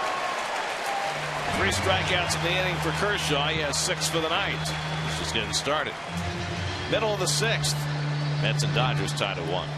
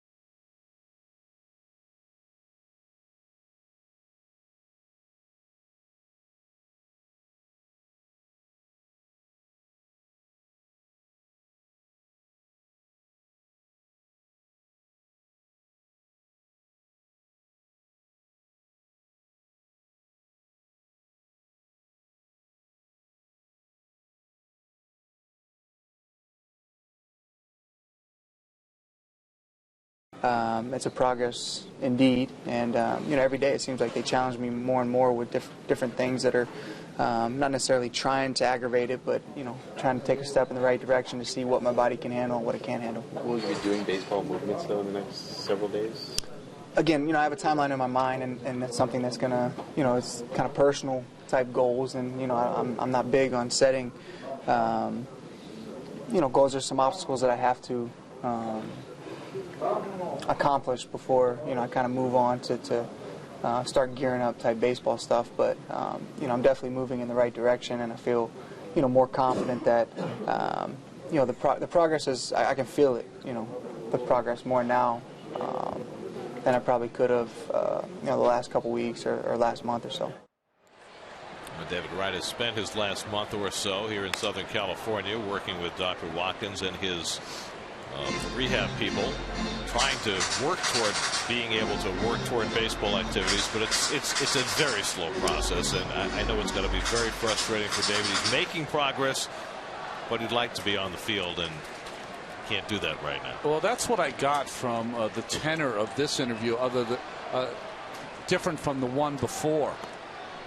When we were in San Diego, right, when he came to visit the ball club, he was very emotional about not being part of the ball club and being able to play every day with this good young pitching staff as the team is trying to turn the corner. Toward the middle of the diamond, but that's where Tejada's playing, and he guns down Peterson for the first out. And I don't know about you, Gary, but to me this time it was frustration that he had, one, to answer the questions again, two, had to try to answer questions that he didn't have any answers for. Well, you know, Sandy Alderson's with the Mets on this trip, and he was asked about David, and basically the Mets have taken the approach that they have to take, which is we have no idea when he's coming back, and we have to proceed as though he's not coming back. And I think that's the only healthy thing for the franchise to do. You know, it's up to David to figure out with his doctors what he's able to do, and if he's able to come back, that would be fantastic. But you have to assume he's not and move forward accordingly. Well, I think it's also important for the players to know that and know that, you know, they could have to go through the entire year without him. I mean, it's great if you get him back. Of course it is, right? But you can't play thinking that you're going to get him back. At some point, he's going to come back and everything's going to be perfect. Well, then the question is, how do you boost this team? Do you make some kind of a deal to have somebody come through that door to say, here's some help? Or is that not of value unless it's a big star? Well, I think that's the thing, is that if you think that a blockbuster kind of deal is going to get done, I just don't see it happening, because it's going to take one of these great arms to get it done. But if you can get a small piece, yes. If you can get, I mean, just throw out a name, and we threw it out the first time he was DFA. Casey McGee, right? I mean, he's a big league player. Yeah.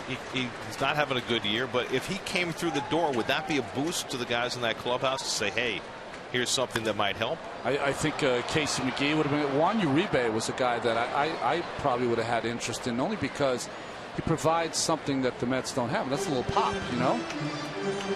But yes, I think if you're looking at littler pieces, I think sometimes just adding someone, you know, just changes the conversation.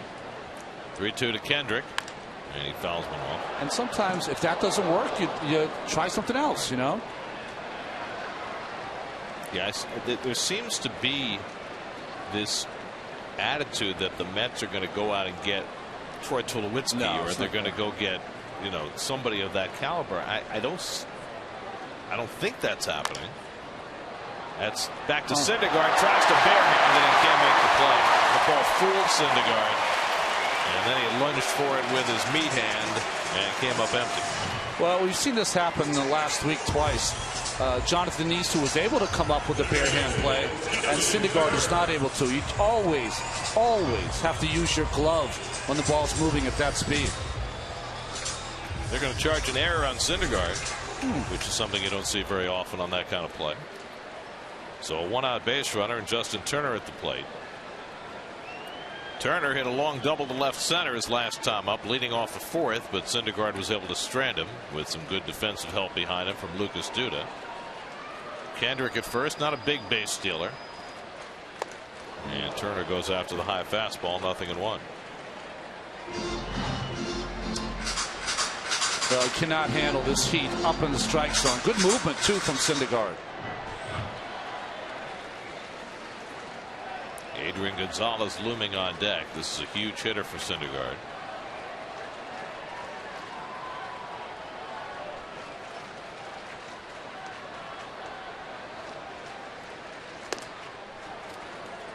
Boy, there's a calmness to watching Turner hit now. There's a gone. Already a home run in this ball game. Turner's just faces the pitcher, has that big open stance, that high leg kick that we've always seen. Boy, he looks locked in. Feet almost together in the back of the box.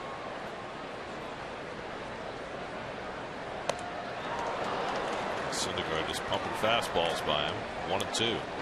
Again, the same pitch. Great movement. Watch it come out of the hand of Syndergaard and just start away and run in. So he missed his target, which was supposed to be down and away, but still ends up with a strike.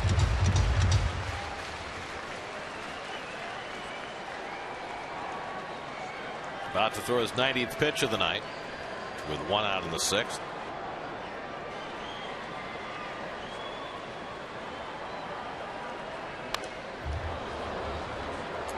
It's the other thing that Turner does well. With 2 strikes, he will foul off a lot of pitches. It's a great fastball from Syndergaard away, just up enough for Turner to foul it off. Turner was behind in the count when he doubled off Syndergaard his last time up.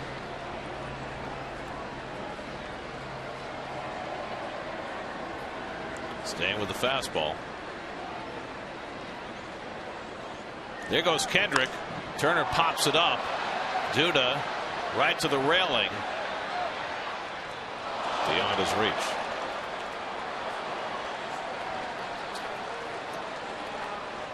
That ball would have been closer to in play in the original Dodger Stadium. They've pushed a lot of these seats closer and closer to the action in that redevelopment you talked about here, Gary. No stolen bases in the last 23 games. That's the first time that's happened for the Dodgers in their modern era. In other words, since 1900, where they've had 23 straight games without a steal. In fact, the Dodgers have been caught stealing more often than they've stolen this year. 14 steals, 21 caught stealing. The flip with the thumb is the throw over. There it is from Syndergaard. Kendrick has 2 steals. He's been caught twice.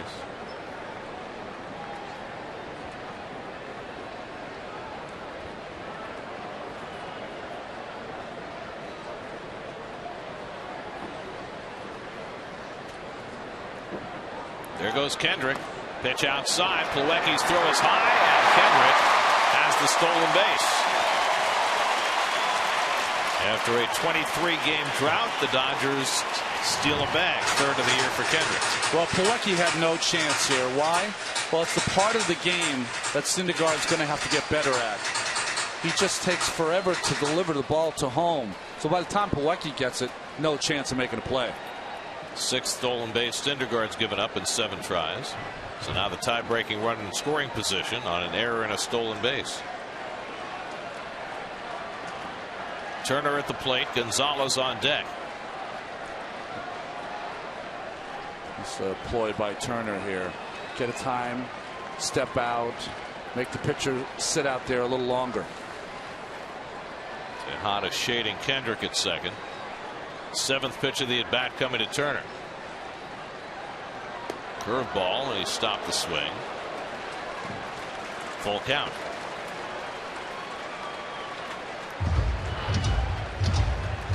Good breaking ball from Syndergaard. I don't know how Turner held up.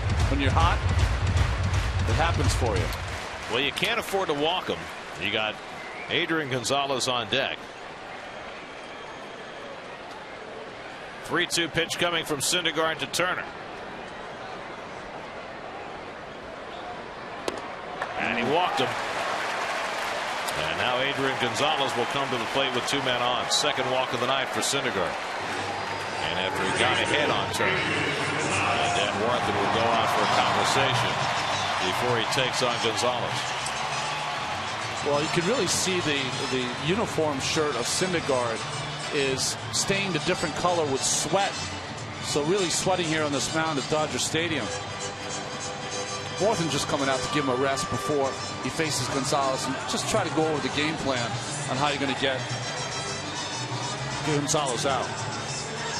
94 pitches for Syndergaard through 5 1/3. Still stirring around in the Mets bullpen. Nobody has started throwing yet.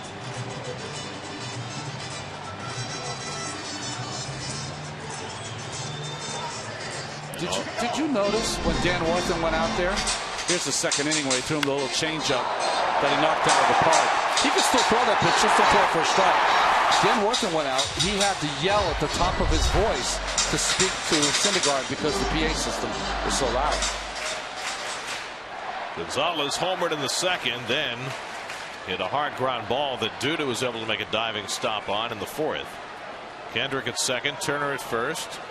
1 out. Hansel Robles has begun to throw in the Mets bullpen as Syndergaard tries to get around trouble in the 6th.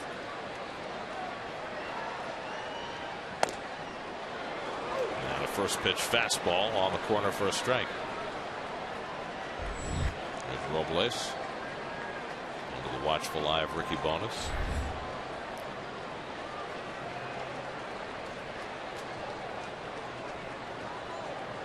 Gonzalez has grounded into 13 double plays this year. Syndergaard could use one of those. Keeps it inside. 1-1. Still throwing 97 here in the 6th. He has maintained his velocity as well as any of the young Mets starters. Well, he's such a big kid, but his mechanics are good. Very repeatable delivery.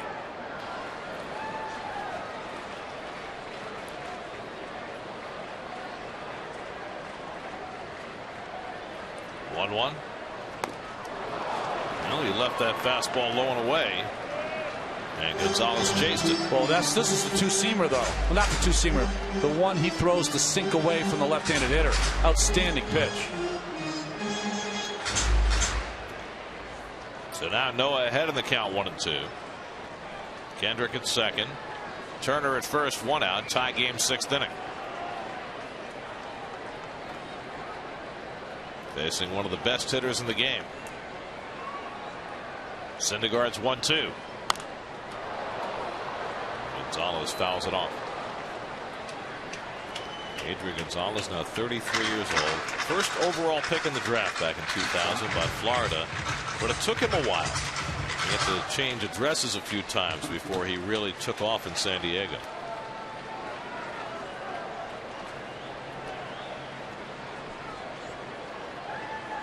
Shake off there by Syndergaard.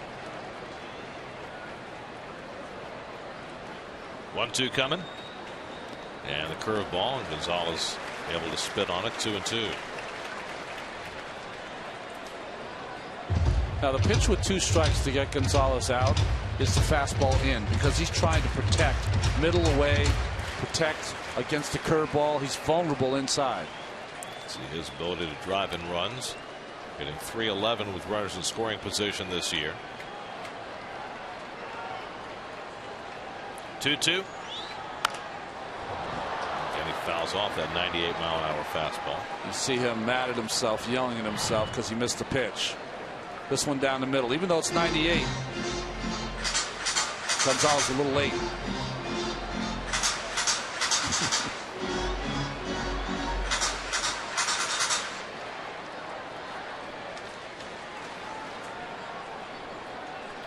Syndergaard at 100 pitches for the night. This will be his 7th pitch to Adrian Gonzalez. Center field, falling fast, and in comes Lagares to pick it off. Throw back to second, and Kendrick able to arrive back safely. The ball just stayed up long enough for Lagares to run it down for the 2nd out. Well, Kendrick almost got in no man's land. He thought that was a hit off the bat. But again, we see the arm troubles of Lagares. Certainly a double play last year. Never really set his feet. Threw a 16 hopper to Flores at second. And both Turner and Kendrick thought it was a hit off the bat. So now Syndergaard with a chance to get through the inning. He's got to get through Yasiel Puig, who's 0 for 2. Puig should have had an RBI his last time up.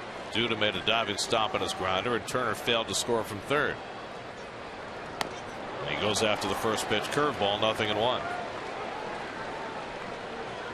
See what Puig has done with 2 outs and runners in scoring position this year. He's got 124 at bats this year, only 10 RBIs. Not what you'd expect. The one hit a home run, though.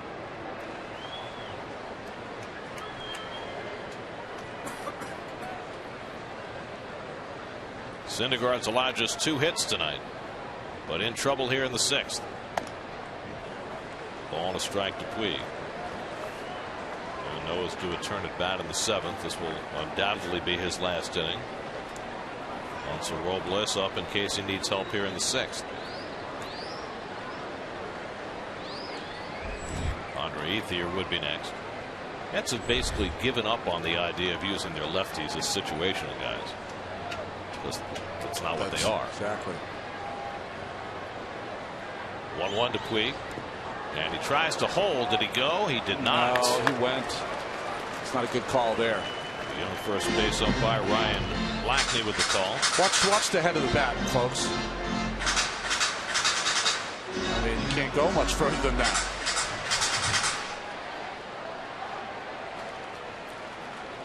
That's a big call. Big call.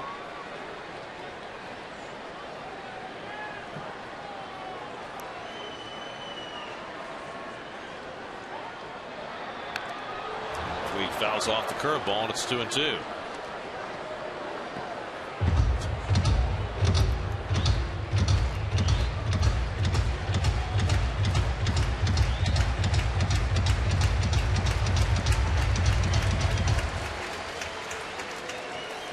Donnie Baseball. Good hit in clutch situations. 2 out, 2 on, 2-2 to Puig. And it's off the plate, ball 3. So that'll mean an automatic start for Kendrick and Turner.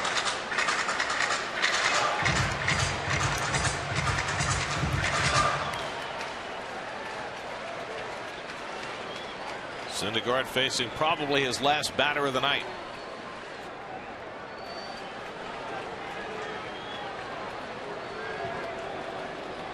Three-2 to Puig.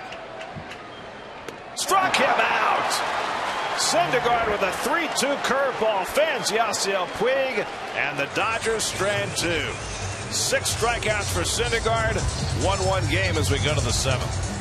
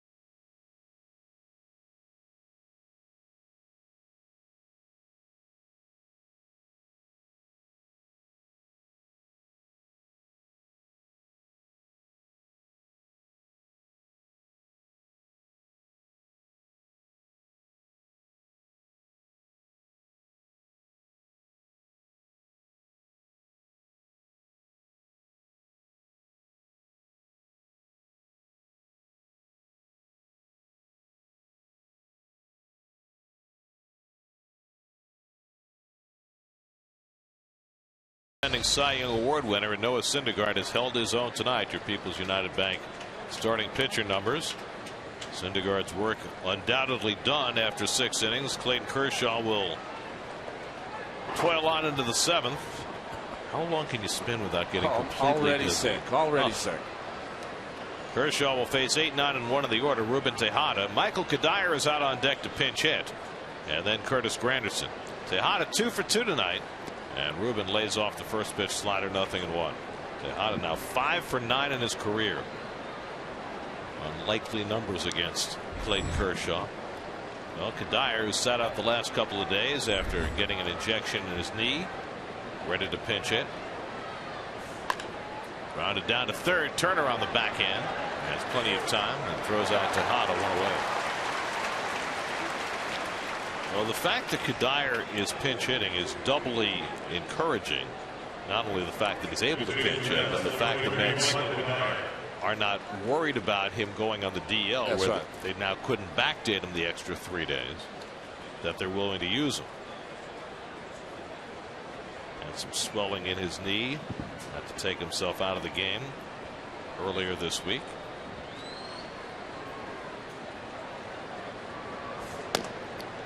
Got some decent numbers against Kershaw, 4 for 15. Got to put in perspective. Decent numbers are good numbers against Kershaw. Michael hitting just .243 for the year. A far cry from what he expects. And Kershaw gets the call on the outside corner to get ahead 0-2. And Kershaw throws him 2 perfect pitches to start this AB. And then the curveball to get him looking. Not fair. 7 strikeouts for Kershaw, 2 out. Fastball paint, and big hook. The strikeouts are starting to come for Kershaw.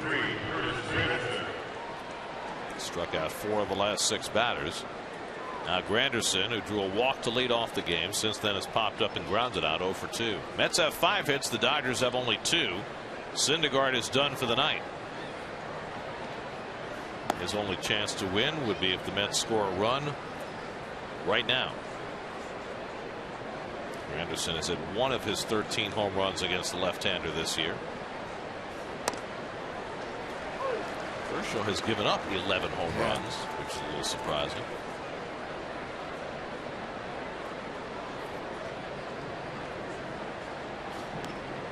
Well, coming off a dominant start against the Reds, Syndergaard took an early hit on the Gonzalez home run, but boy, did he do some heavy lifting after that. He really did, and to do it here in front of 50,000 plus at Dodger Stadium on fireworks night before, well, it's July 4th now in New York. Yes, it is. Happy 4th of July. 2-2 to Granderson.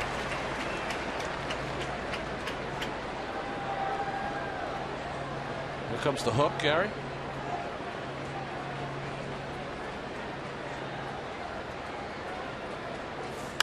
Granderson pops one a mile high. Peterson running it under it. And Kershaw works a 1-2-3 top of the 7th. Stretch time at Dodger Stadium. Mets go to the bullpen, tied 1-1.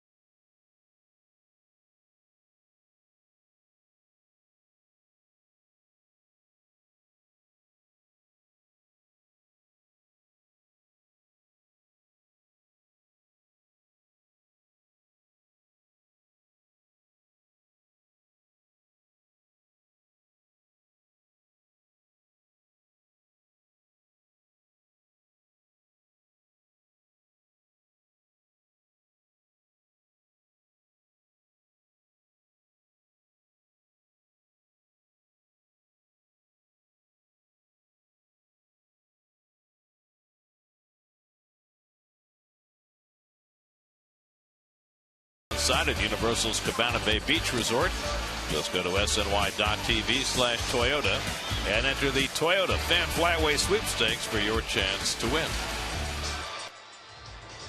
Our next SNY telecast will be Monday night at AT&T Park in San Francisco as the Mets open their series against the Giants. Let's see. SNY tonight, Fox tomorrow, picks on Sunday, back on SNY Monday. Got it? Got to be handy with your DVR. As Robles comes in. Remember last Sunday he pitched twice. The resumed game and then the next game against Cincinnati. That's the Mets game. Pitched on Wednesday against the Cubs. Pitched an inning of work. Got a double play ball to get out of that inning. And back here in the 1-1 game. They'll face 6, 7, and 8 in the Dodgers batting order. Ethier, Grandal, and Rollins. Noah Syndergaard, another terrific start. 6 innings, 1 run, 2 hits, 2 walks, 6 strikeouts, 1 home run. Lowered his ERA to 3.38 and no decision for Noah Syndergaard tonight. 1-2-1 his last time out. Didn't get that second run tonight. Ethier's been up twice, flied to left both times, and he takes a strike. Ethier has been the guy who has often been the odd man out in this crowded Dodger outfield, but it appears as though he has reclaimed his spot. Pedro Baez, first man up in the Dodger bullpen. To the point where Carl Crawford is heading out. Well, he's out on rehab right now. And the feeling is that Crawford's going to be the extra guy when he comes back. Well, Ethier has played well enough to stay out there. He's a guy that said when he was the 4th or 5th man, if I play every day, I'll put up the numbers, and he's proven it this year. You know, they're paying both those guys a lot of money, but the Dodgers have shown they don't really care. I mean, they just designated for assignment Brandon League. $7.5 million. Ate it.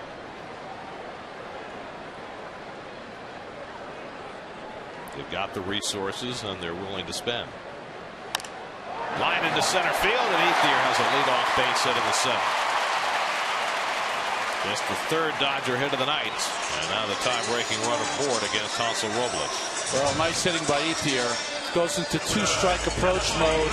This little breaking ball away, not a bad pitch, but see that little swing up the middle stroke produces a single.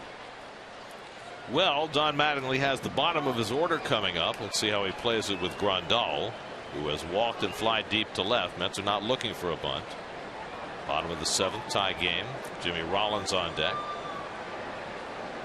And Grandal does sort of square and pushes it foul. He's more in bunt for a base hit mode there. I think he was trying to do it on his own. Since Murphy was playing back, he decided to try to maybe take advantage of that, but couldn't get it down.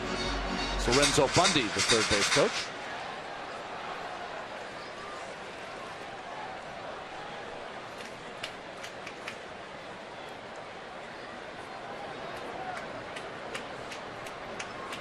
Murph a little closer this time, a step behind the grass, and Grandal takes a strike at the knees, and Robles gets ahead 0-2.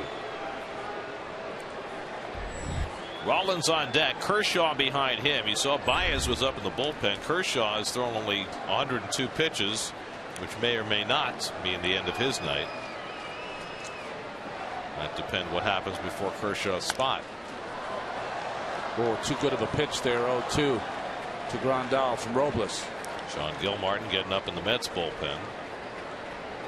The Dodgers have a 5-man bench.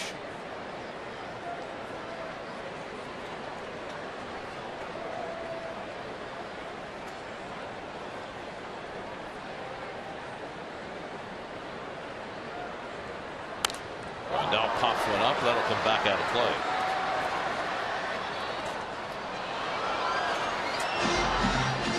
Dodgers have one switch hitter on their bench in Alberto Callaspo. Everybody else on that bench is right-handed.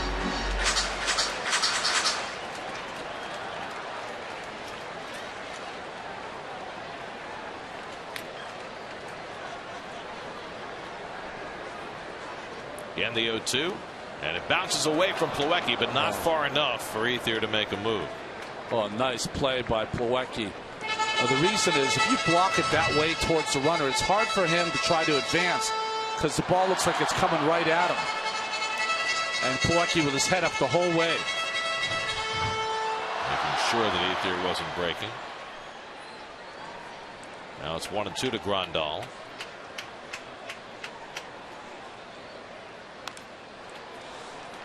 Got to be careful with that slider down and in to Grandal because you got the hole open with Duda holding on the base runner Ethier and Flores shaded to second base. And you make a mistake with that pitch, Grandal can hit it at the ballpark. He's got 12 home runs this year, all of them from this side of the plate.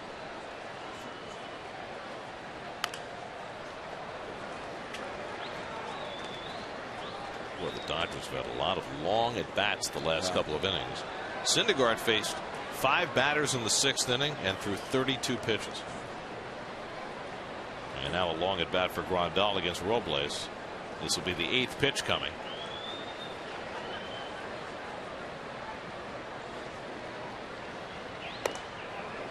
And there'll be a 9th. 2-2. Mets bullpen has been very good despite all the losses they've had. The bullpen ERA this year is 2.88. That's the 6th best in the major league. Struck him out. Robles fans Grandal for the first out of the inning. Well, it's nice to see Robles using his slider a little more in this game than we've seen him use it in the past. And he gets them because he bounces this pitch. Perfection by Robles. Pitch move more like a splitter than a slider. So 1 out and 1 on. Now Rollins was up twice against Syndergaard and struck out twice, swinging in the 2nd, looking in the 5th. Be careful with Jimmy, even though he's not hitting well on that first pitch. Always tries to jump on the pitch, the first pitch, especially reliever. And he takes it high for ball 1. Alex Guerrero has come out on deck for the Dodgers, so it's like Kershaw's tenure is done. Guerrero, who got off to such an incredibly hot start as an extra player this year, has cooled down a little bit, but his numbers are still awfully good.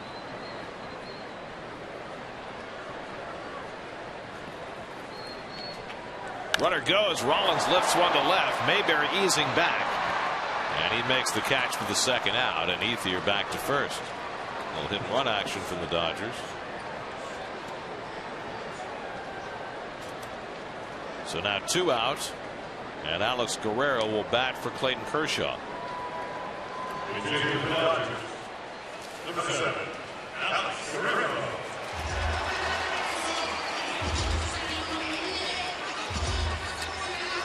Guerrero, 27 years old.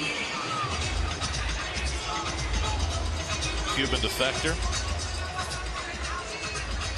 So Kershaw's only chance for a win is for Guerrero to come through here in the bottom of the 7th. Well, he's got 9 RBIs as a pinch hitter.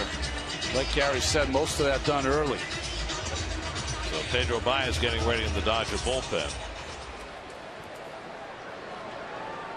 Let's get in their first look at Guerrero. 3 pinch hit home runs this year.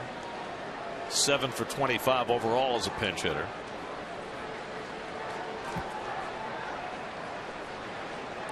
Ethier at first and 2 out, and Guerrero lays off the slider, ball 1. Another guy the Dodgers have given a ton of money to. That's a supporting player. The international signing period just opened, and the Dodgers opened the coffers again. Another slider, and Robles gets a strike. 1-1. Guerrero 3 pinch hit home runs this year. That leads everybody in the National League. Presented by DraftKings. Play daily fantasy baseball for free on DraftKings.com. Enter promo code NYM for free entry. 2 Dodgers on there.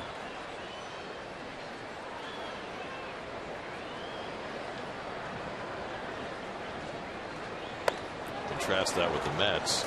I don't know if it's still the case, but it was the case a couple of days ago that the Mets pitching staff had a higher batting average than Mets pinch hitters this year. That's not good. No.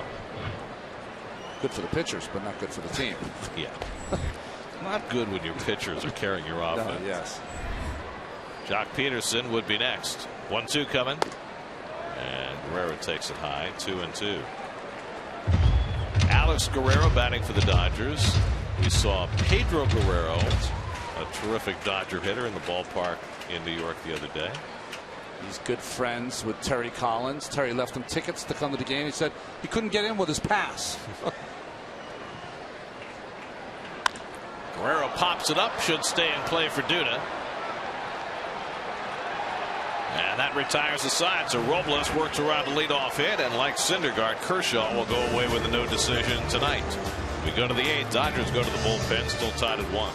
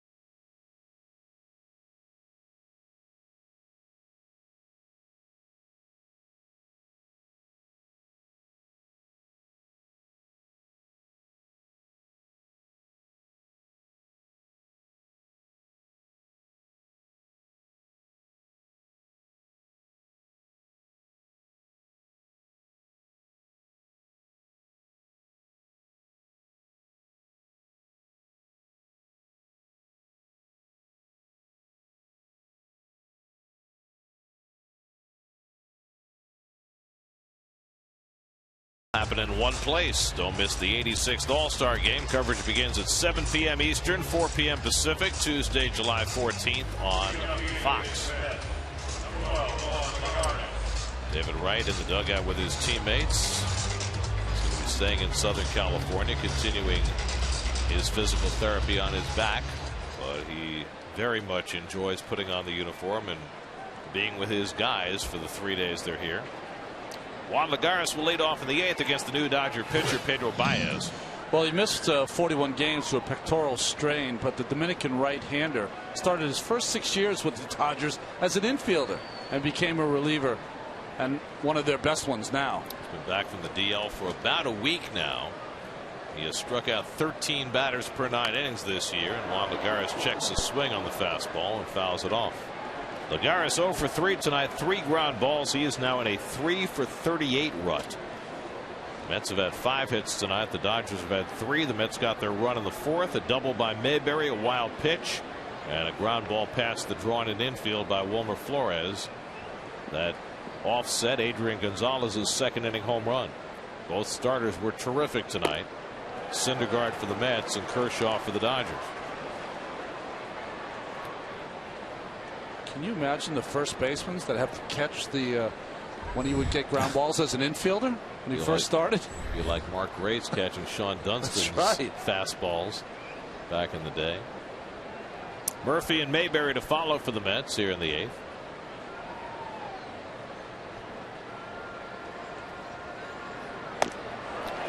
And Lagares made quick work of by Baez. 3 fastballs, 1 out.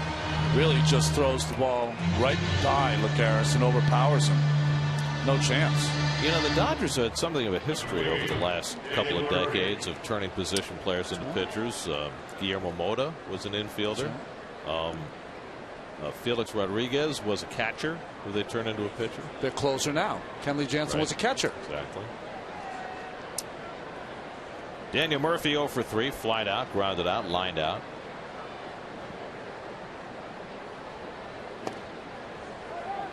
That looked like a split finger there from Baez.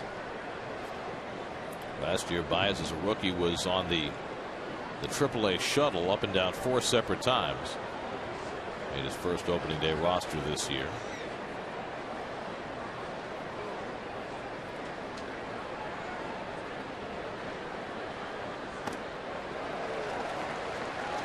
Ball and a strike to Murphy. I'll take it back. That's that circle change.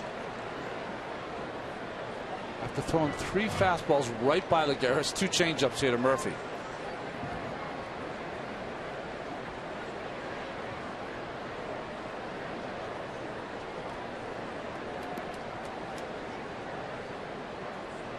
Dodgers out the lefty Adam Liberator up in the bullpen. John Mayberry on deck, but Duda behind him. Fastball misses high, 2-1.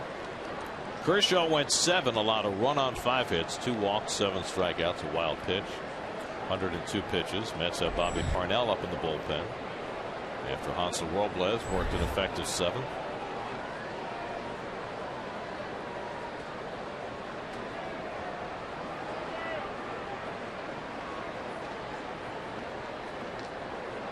Two-1 from Baez to Murphy. In tight. 3-1. Liberator up in the bullpen. Let's see if Murph can jump on one here. He's going to get a fastball, or has. You would think he has to.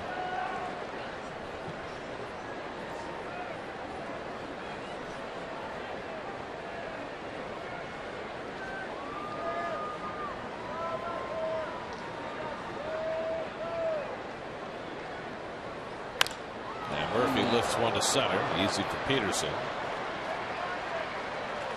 2 out. Well, it's like Murph was trying to go for one, wasn't it? Yeah, and that's tough because that's not really who he is. This is not his game, and that's the problem you run into when you've got an entire team that's not hitting. I totally agree. I think what happens is that you've got to stay within your game, and if that means hitting a double and the guy behind you hitting a base hit, that's better chance of success. But Mets, including tonight, have scored 24 runs in their last 15 games, and that includes the 7 they scored on Sunday in Steven Matz's debut. Gives you an idea just how much of a brownout it's been for this offense over the last 2+ weeks. John Mayberry takes a strike. For the full season, the Mets are second to last in the National League in runs scored. Only the Phillies have scored fewer runs. The Mets have been able to fatten up against the Phillies so far this year, but now they're in a much tougher part of their schedule. Mayberry doubled and scored the only Met run in the 4th. And Baez misses low, ball and a strike. Well, you got the Dodgers, the Giants, the Diamondbacks the Diamondbacks coming home, but then after the All-Star break, at St. Louis, at Washington. Wow. Just to start after the break. Well, Terry Collins said before the game they've beaten Max Scherzer twice this year. At least they stayed even with Kershaw tonight. Well, they scored 1 earned run against Scherzer in those 2 games. So. Take them any way you can. I guess that's good. By the way, after they go to St. Louis and Washington, then the Dodgers come in for 4 at Citi Field. And then after they play the Padres, they get the Nationals again. So that takes them into August. It's a very, very tough schedule. They have the toughest July schedule by record in the National League. 22 to Mayberry. So while it may be that you're not able to make a big deal until closer to the trading deadline, Mets need something to happen well before that. Some kind of reinforcement to give them a little life approaching this very difficult portion of their schedule. 2-2 to Mayberry. Well, you just can't leave. And they're certainly not trying to. These things happen, but see the next 5 series. The Dodgers, in fact, have 49 straight games out of their division now. But it's hard to leave this pitching staff. If you give up 1 run over 6 innings, it's a tie. No decision. Or sometimes a 1-0 loss. Yeah. That's happened too 4 times already. 2 out and nobody on. 2-2 to Mayberry. And John with a check swing fouls back the fastball. If Mayberry can keep the inning going, Lucas Duda would be next, and you have to assume the Dodgers would bring in Liberatore to face Duda. This has made some fine defensive plays tonight, but still really struggling at the plate.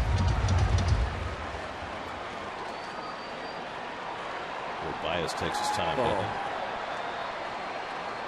they have a Joel Peralta in their bullpen too, and he's famous for taking his time. So 2-2 coming off the plate, and the full count to Mayberry. John's already been on base twice tonight. 3 home runs this year for Mayberry. Only 1 against a right-hand pitcher, but he's got power. This could certainly use him to run into one.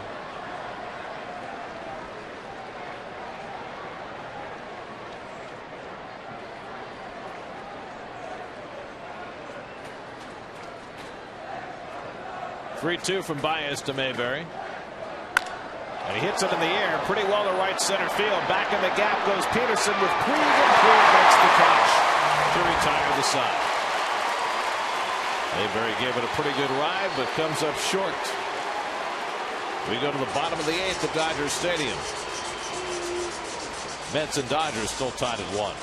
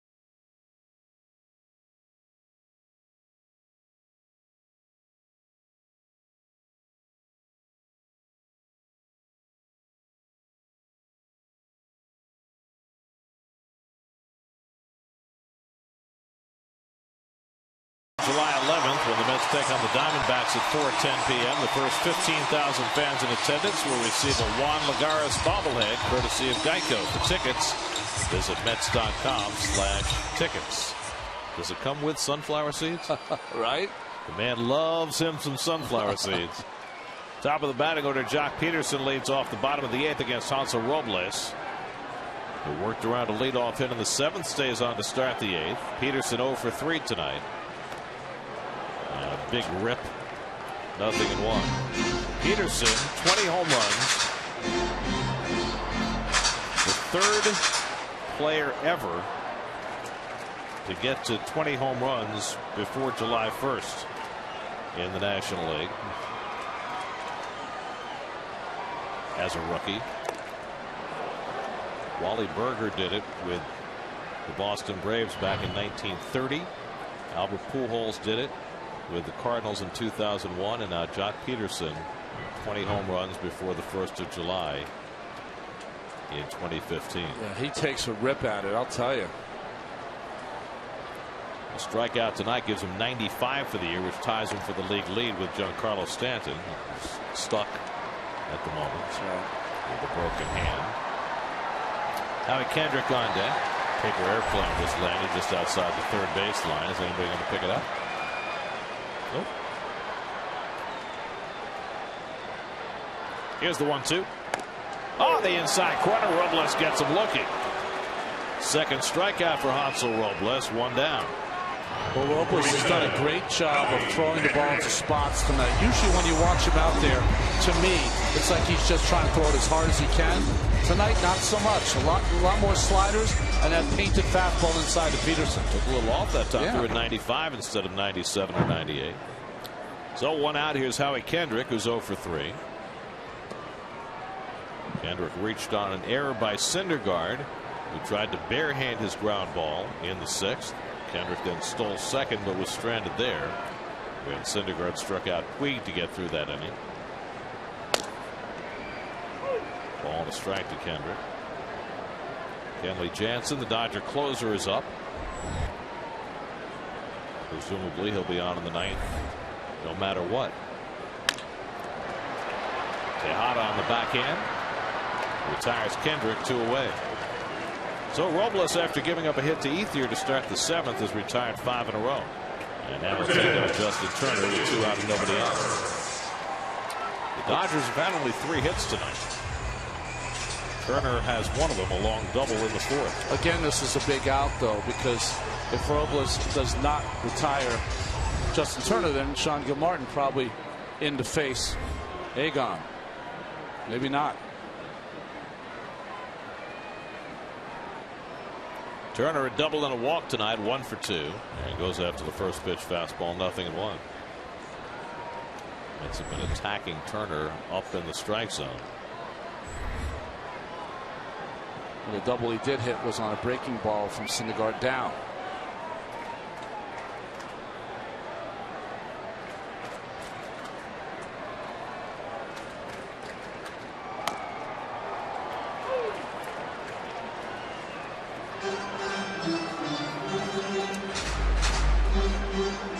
Well, we don't write this number in too often, do we, Gary? You mean 52,570? Whoa. Sellout crowd tonight. Parnell up alongside Gilmartin. And Turner takes a knee-high fastball, strike 3 call. Third strikeout for Robles. Splendid relief outing for him. We go to the 9th, tied at 1.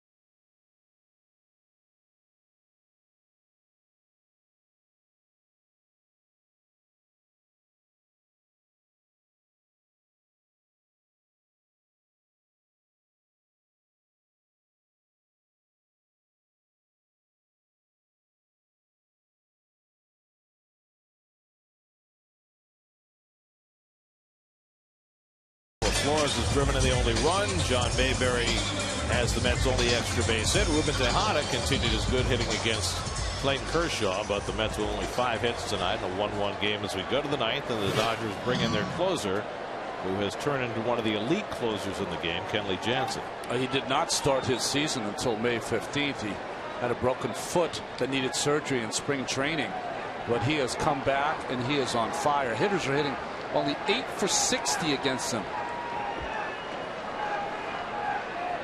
Lucas Duda will lead off the 9th inning for New York. Duda 0 for 3, couple of strikeouts and a pop-up against Kershaw. And he takes the first pitch cutter for a strike, and that's what you're going to see from Jansen. That's what he does. He has that one good cutter that he'll throw over and over. Bobby Parnell if the Mets don't take the lead. Jerry Familia if they do.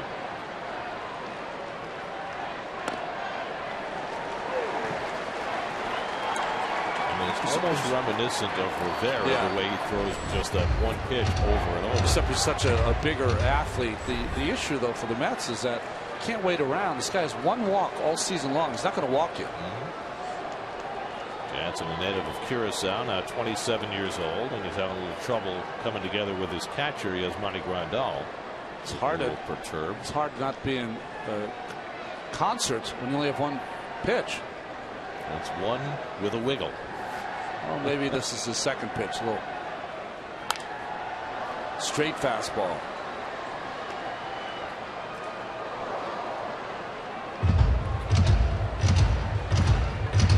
Another one of those we were talking about before, Dodgers that started out as a position player, now a superb reliever. Got his first big league save against the Mets, and he hasn't stopped since.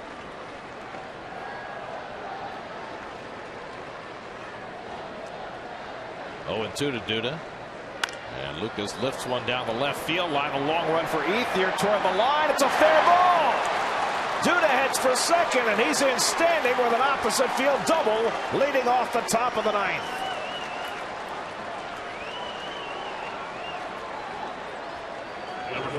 Well, nice hitting by Lucas. Sometimes you just need a little break. And for Duda, he really just broken bat kind of hit this ball into left field and just found some space. He was coming in, Jansen, with that cutter, but he didn't get it all the way in. More of the middle of the plate. And Duda just dumped it into left field. So Duda snaps an 0 for 13 with an opposite field double, reminiscent of that hit he had at Citi Field that drove in the tying run last week. So now Flores has driven in the only Mets run today. I would not think you'd bunt with Flores, would you? Desperate times, maybe call for desperate measures. I think down the bottom of the lineup, you have to let Flores swing the bat, especially 2 hits in this game. Flores hit one through the drawn-in infield on the right side to drive in a run in the 4th, and then singled to the left in the 6th. So the go-ahead run at second and nobody out. Mets now have 6 hits on the night, and looking to get Duda home from second. And Flores lays off. It's a strike. 0-1. Kevin Plawecki is on deck. Ruben Tejada behind him. Mets have a couple of left-hand hitters available on the bench, Siciliani and Monell. They're moving the center fielder Peterson over toward right center against Flores. And Flores trying to go to right field and fouls it off. Not only did Peterson move way over to right center, he moved in as well. He moved in, and also Ethier did not move in left field, so a huge gap in left center for Romer, although he's down 0-2. Well, the way Jansen works that pitch away from the right-hand batter makes sense to play him the other way. Duda at second, nobody out. Flores at least has got to put it in play here. Taps one back off the glove of Jansen. Duda goes to third, and Flores is safe at first. Mets get a break. Jansen unable to field the ground ball cleanly. Duda broke on contact, and if Jansen fields this, who knows what might have happened. Well, Mets rally here. A ball dumped into left and an error on the pitcher.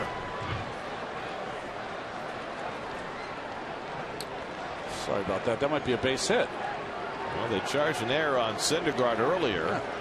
I would think this was as routine a play for Jansen, but Duda was very aggressive there. He broke on contact. If Jansen fields that, Duda probably is out of third. Yeah, he'll be or caught in a rundown. Right. They're going to give a base hit to Flores, his third hit of the night. That's a gift. Now the infield comes in, first and third, and nobody out. Kevin Plawecki with a chance to give the Mets the lead.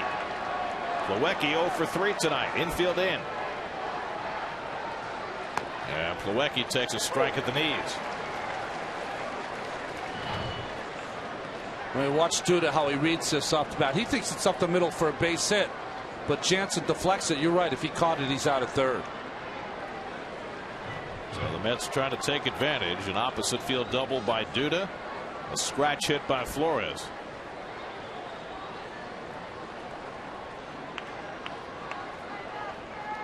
Oh, 0-1 to Plawecki. And that's in for a strike, and it's 0-2. All three hitters in this inning have gotten behind 0-2. He just pours strikes in there. This one's supposed to be a cutter on the outside part. Stays inside. Ruben Tejada is on deck. You see Plawecki's numbers with runners in scoring position. But now he finds himself behind in the count against the Dodger closer, Kenley Jansen.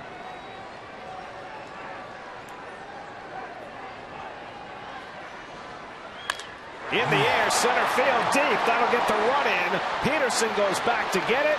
Duda tags at third. He comes in with the lead run. Flores trying for second. He arrives safely, and the Mets lead it 2-1. Kevin Plawecki with a sacrifice fly, and the Mets have the lead in the ninth. Well, maybe this is the way to attack Kenley Jansen. Just get behind in the count and hope to get one down the middle. Great swing there from Plawecki. When it's late here in Dodger Stadium, the ball does not travel. He covered that and didn't even make the warning track, but enough to get Duda in. Well, Duda was going to score anyway, but great base running by Flores to get to second base with a potential insurance run. And now Ruben Tejada will try and get him in with one out. Ruben is 2 for 3 tonight. Mets lead 2-1 in the ninth. And Tejada takes inside ball 1. Well, watch Flores as he reads it. He thinks he's deep enough. He goes back to tag. And what you do on this play, you run hard and then you gauge the ball as it's coming out of the hand of the center fielder if it's a play for you to make. Nice job by Flores. 1-0 to Tejada. And the breaking ball swung and missed. A rare breaking ball from Jansen. 1-1.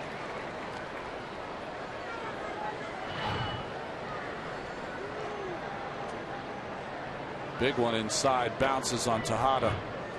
Daryl Siciliani has come out on deck. He'll pinch hit for the pitcher.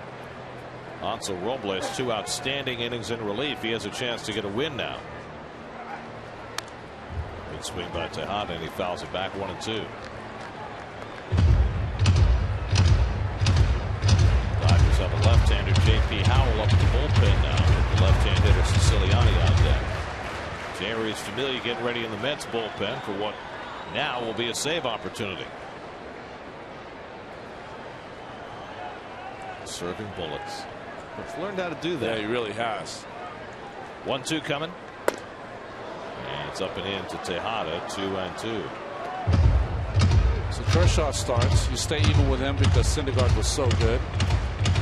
He gets a no decision. And you're trying to beat their closer. Third, make it the 4th run Jansen's given up this season.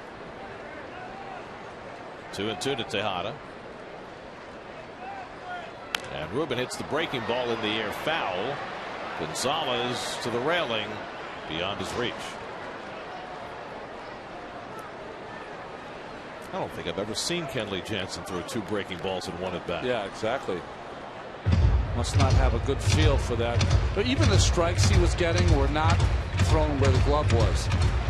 Grandal would sit on the outside corner, would be down the middle. Duda started this inning with a ball that was supposed to be inside. It was middle. He was ahead on Duda 0-2, and Duda hit a fly ball double. Ahead on Flores 0-2. Flores hit the comebacker off his glove for an infield hit. Ahead on Plawecki 0-2, and Plawecki Hit a long one to left center to get the run in. Now 2-2 to Tejada with Siciliani on deck. And Ruben lays off another breaking ball. This one in the dirt, and it's 3-2. When you get a closer to get him off his best pitch and start mixing it up, you know you got him in trouble. Well, this might be his last batter. They've got Howell ready for Siciliani, and you got another left-hand hitter behind him in Granderson. 3-2 to Ruben. He fouls off that cutter.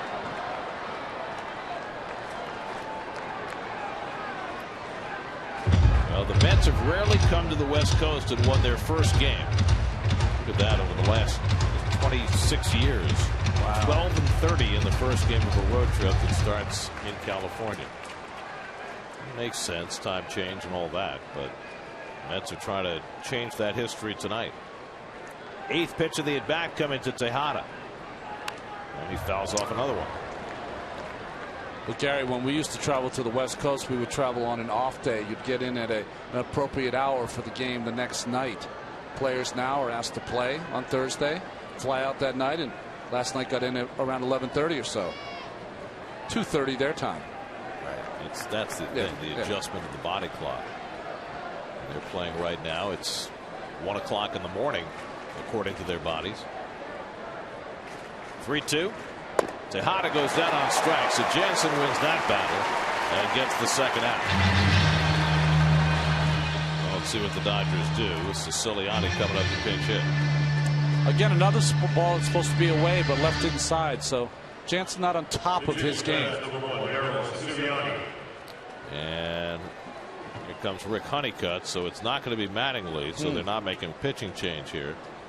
Well, it's a batter that maybe Jansen is not familiar with, obviously, and going to let him know the book on Siciliani. It's not like you're going to walk him. You have Granderson on deck.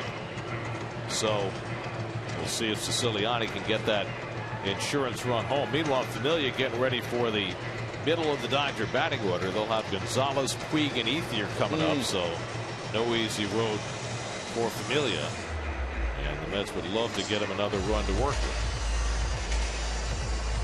Now time for you to tweet your strongest fan photo. Use hashtag SNYDataStrongFan, and you might see yourself in an upcoming broadcast brought to you by T-Mobile. Data Strong Fan, or if you prefer Data Strong Fan. I'm a Data fan. Siciliani started in center field yesterday, went 0 for 4. Trying to pick up Flores from second with 2 out. Mets up 2-1 in the ninth. Siciliani wasn't waiting. Big hack on that first pitch. Jansen doing a lot of work here in the ninth inning. Evan Plawecki able to get the lead run home with a sac fly, searching for the right flavor bubblegum before he goes back behind the plate. There he goes. There's the other bucket. Love that great bubblegum.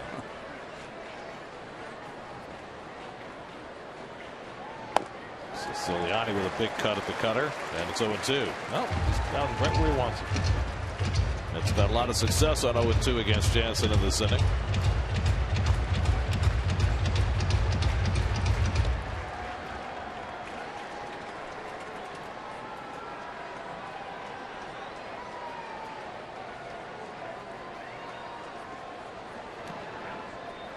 Breaking ball from Jansen is low. Daryl Siciliani, not a California kid, but he grew up on the West Coast, up in Oregon. On his parents' big ranch. Wally Backman grew up in Oregon. Went to, I always remember this because, I mean, it makes sense for me, right? Aloha High School in Oregon. Eddie Coons. That's right. Briefly a Met. That's right. From Oregon. First round draft pick. 1-2. Siciliani fouls it back. What was the deal with Eddie Coons? He had never given up a home run in high school, in college, in the minors. Little league, everything. And his first game in the big leagues, boom. Of course. And that was the end of that. Ding, wake up call.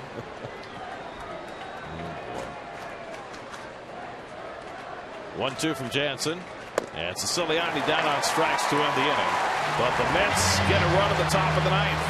Lucas Duda behind in the count and struggling, finds that left field line. His double got the Mets started. Little comebacker from Flores for a hit. And Plawecki gets the lead run home. Now it's Familia to try and save it at the bottom of the ninth.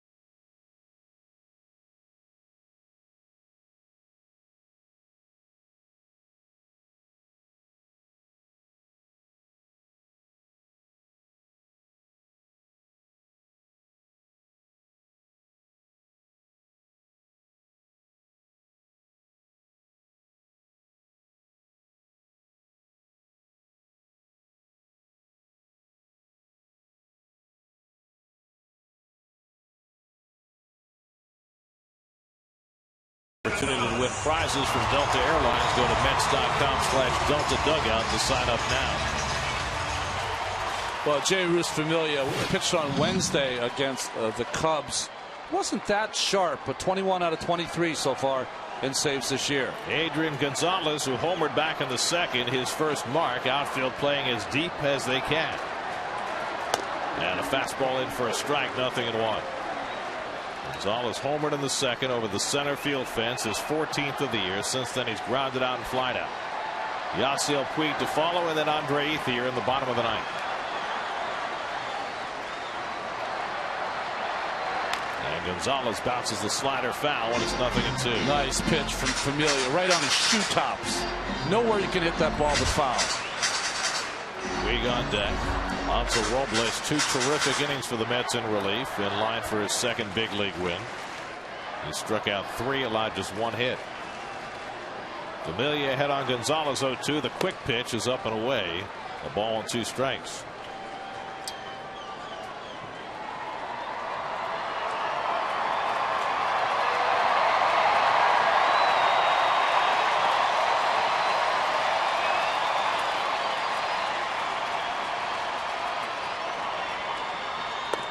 Too high. 2-2. Familia bidding for his 22nd save of the year, trying to burnish his credentials for the All-Star game. Teams will be announced next week. 2-2 coming to Gonzalez. On the inside corner, got him looking. 1 man down. Well, that caught all of the corner. He thought that ball was up. But ball's supposed to be away. We've seen this all night, haven't we? The pitch where the catcher reaches across his body has been called a strike by Bellino. 10 strikeouts for Met pitching tonight. 1 big out for Familia in the bottom of the ninth. So he's saying it's up. Now Yasiel Puig, who's 0 for 3, struck out against Syndergaard with 2 men on to end the 6th. That was Syndergaard's last batter. Noah was terrific tonight. He'll get a no decision. And Puig takes a slider for a strike. Syndergaard went 6, allowed a run on 2 hits, struck out 6. Robles the 7th and 8th. Mets got a run in the top of the 9th, and now Familia trying to seal the deal. And the third base coach is out of that box. Lorenzo Bundy, Murph on the line. You a little surprised that John Mayberry stayed in the game? Siciliani, who hit, could have went in for defensive purposes. Certainly would have made some sense. Mayberry made a nice running catch in the left field corner earlier in the game on Grandal. 0-2 to Puig. Just got a piece of the slider. 3 sliders in a row from Familia. Keeping it away from Puig. In a spot where a home run could tie the game. Andre Ethier on deck. Ethier's had a knack for late inning home runs in his Dodger career.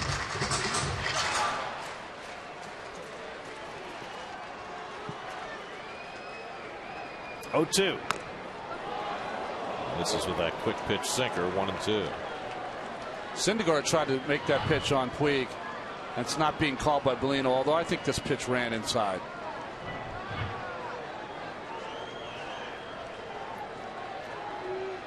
One-two coming. And the slider off the plate. 2-2 to Puig.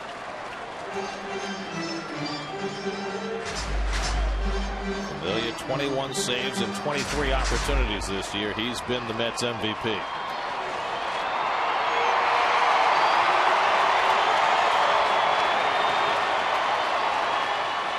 Two-two. In the air, right center, playable for Granderson or Lagares, and Lagares takes charge, 2 out. So Puig is retired, and the Dodgers are down to their final out of the night. And it's Andre Ethier. Ethier's 1 for 3 tonight. He had the Dodgers' last hit, a single to lead off the 7th against Robles. Coming up on Geico Sports Night after the postgame, the NBA free agent news. The Yankees pull one out of the 12th, and all the other baseball action as well. Mets try to get themselves a victory in their first game of the road trip in LA, 1 out away. Ethier steps in. And Familia gets a strike. Just poured that first fastball in to get ahead. Well, Ethier only in a position to tie the game, but he has 13 walk-off hits in his career. He has been a late inning wonder for the Dodgers. Gets jammed that time. Did he go? He did not. Laid off the slider, and it's 1-1. If Ethier keeps it going, Yasmani Grandal would be next. Familia looks so much better than he did on Wednesday night against the Cubs. 1-1. And Ethier Takes low and in. 2-1. Adam Liberator getting ready in case the Dodgers tie it and send it to the 10th. They're trying to keep that from happening.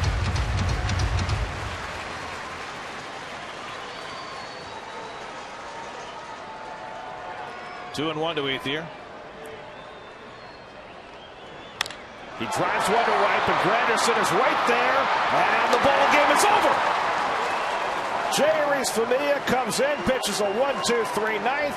The Mets get a run in the top of the ninth on Kevin Plawecki's sacrifice fly, and with the Mets offense unable to do a whole lot, they're able to do just enough on this night to beat the Dodgers and take the opening game of the series 2-1. All the talk was, after getting swept by the Cubs, 1 run in 29 innings, that the Mets were going to come face Kershaw and Greinke and would suffer 2 more losses to the great pitchers for the Dodgers. Well, it did not happen here on Friday night as they stayed even with Kershaw, outlasted Jansen, and the heroes in this team. Plawecki with a great at-bat, but 5 hits from Flores and Tejada. this evening. Flores drove in the first run with a scratch hit, and Plawecki got the sacrifice fly in the ninth with the captain watching. The Mets get a victory to go back over 500 at 41-40 halfway through their season. For every Mets win, the Mets Foundation has tried to contribute $2,500 to the Cats Women's Hospital.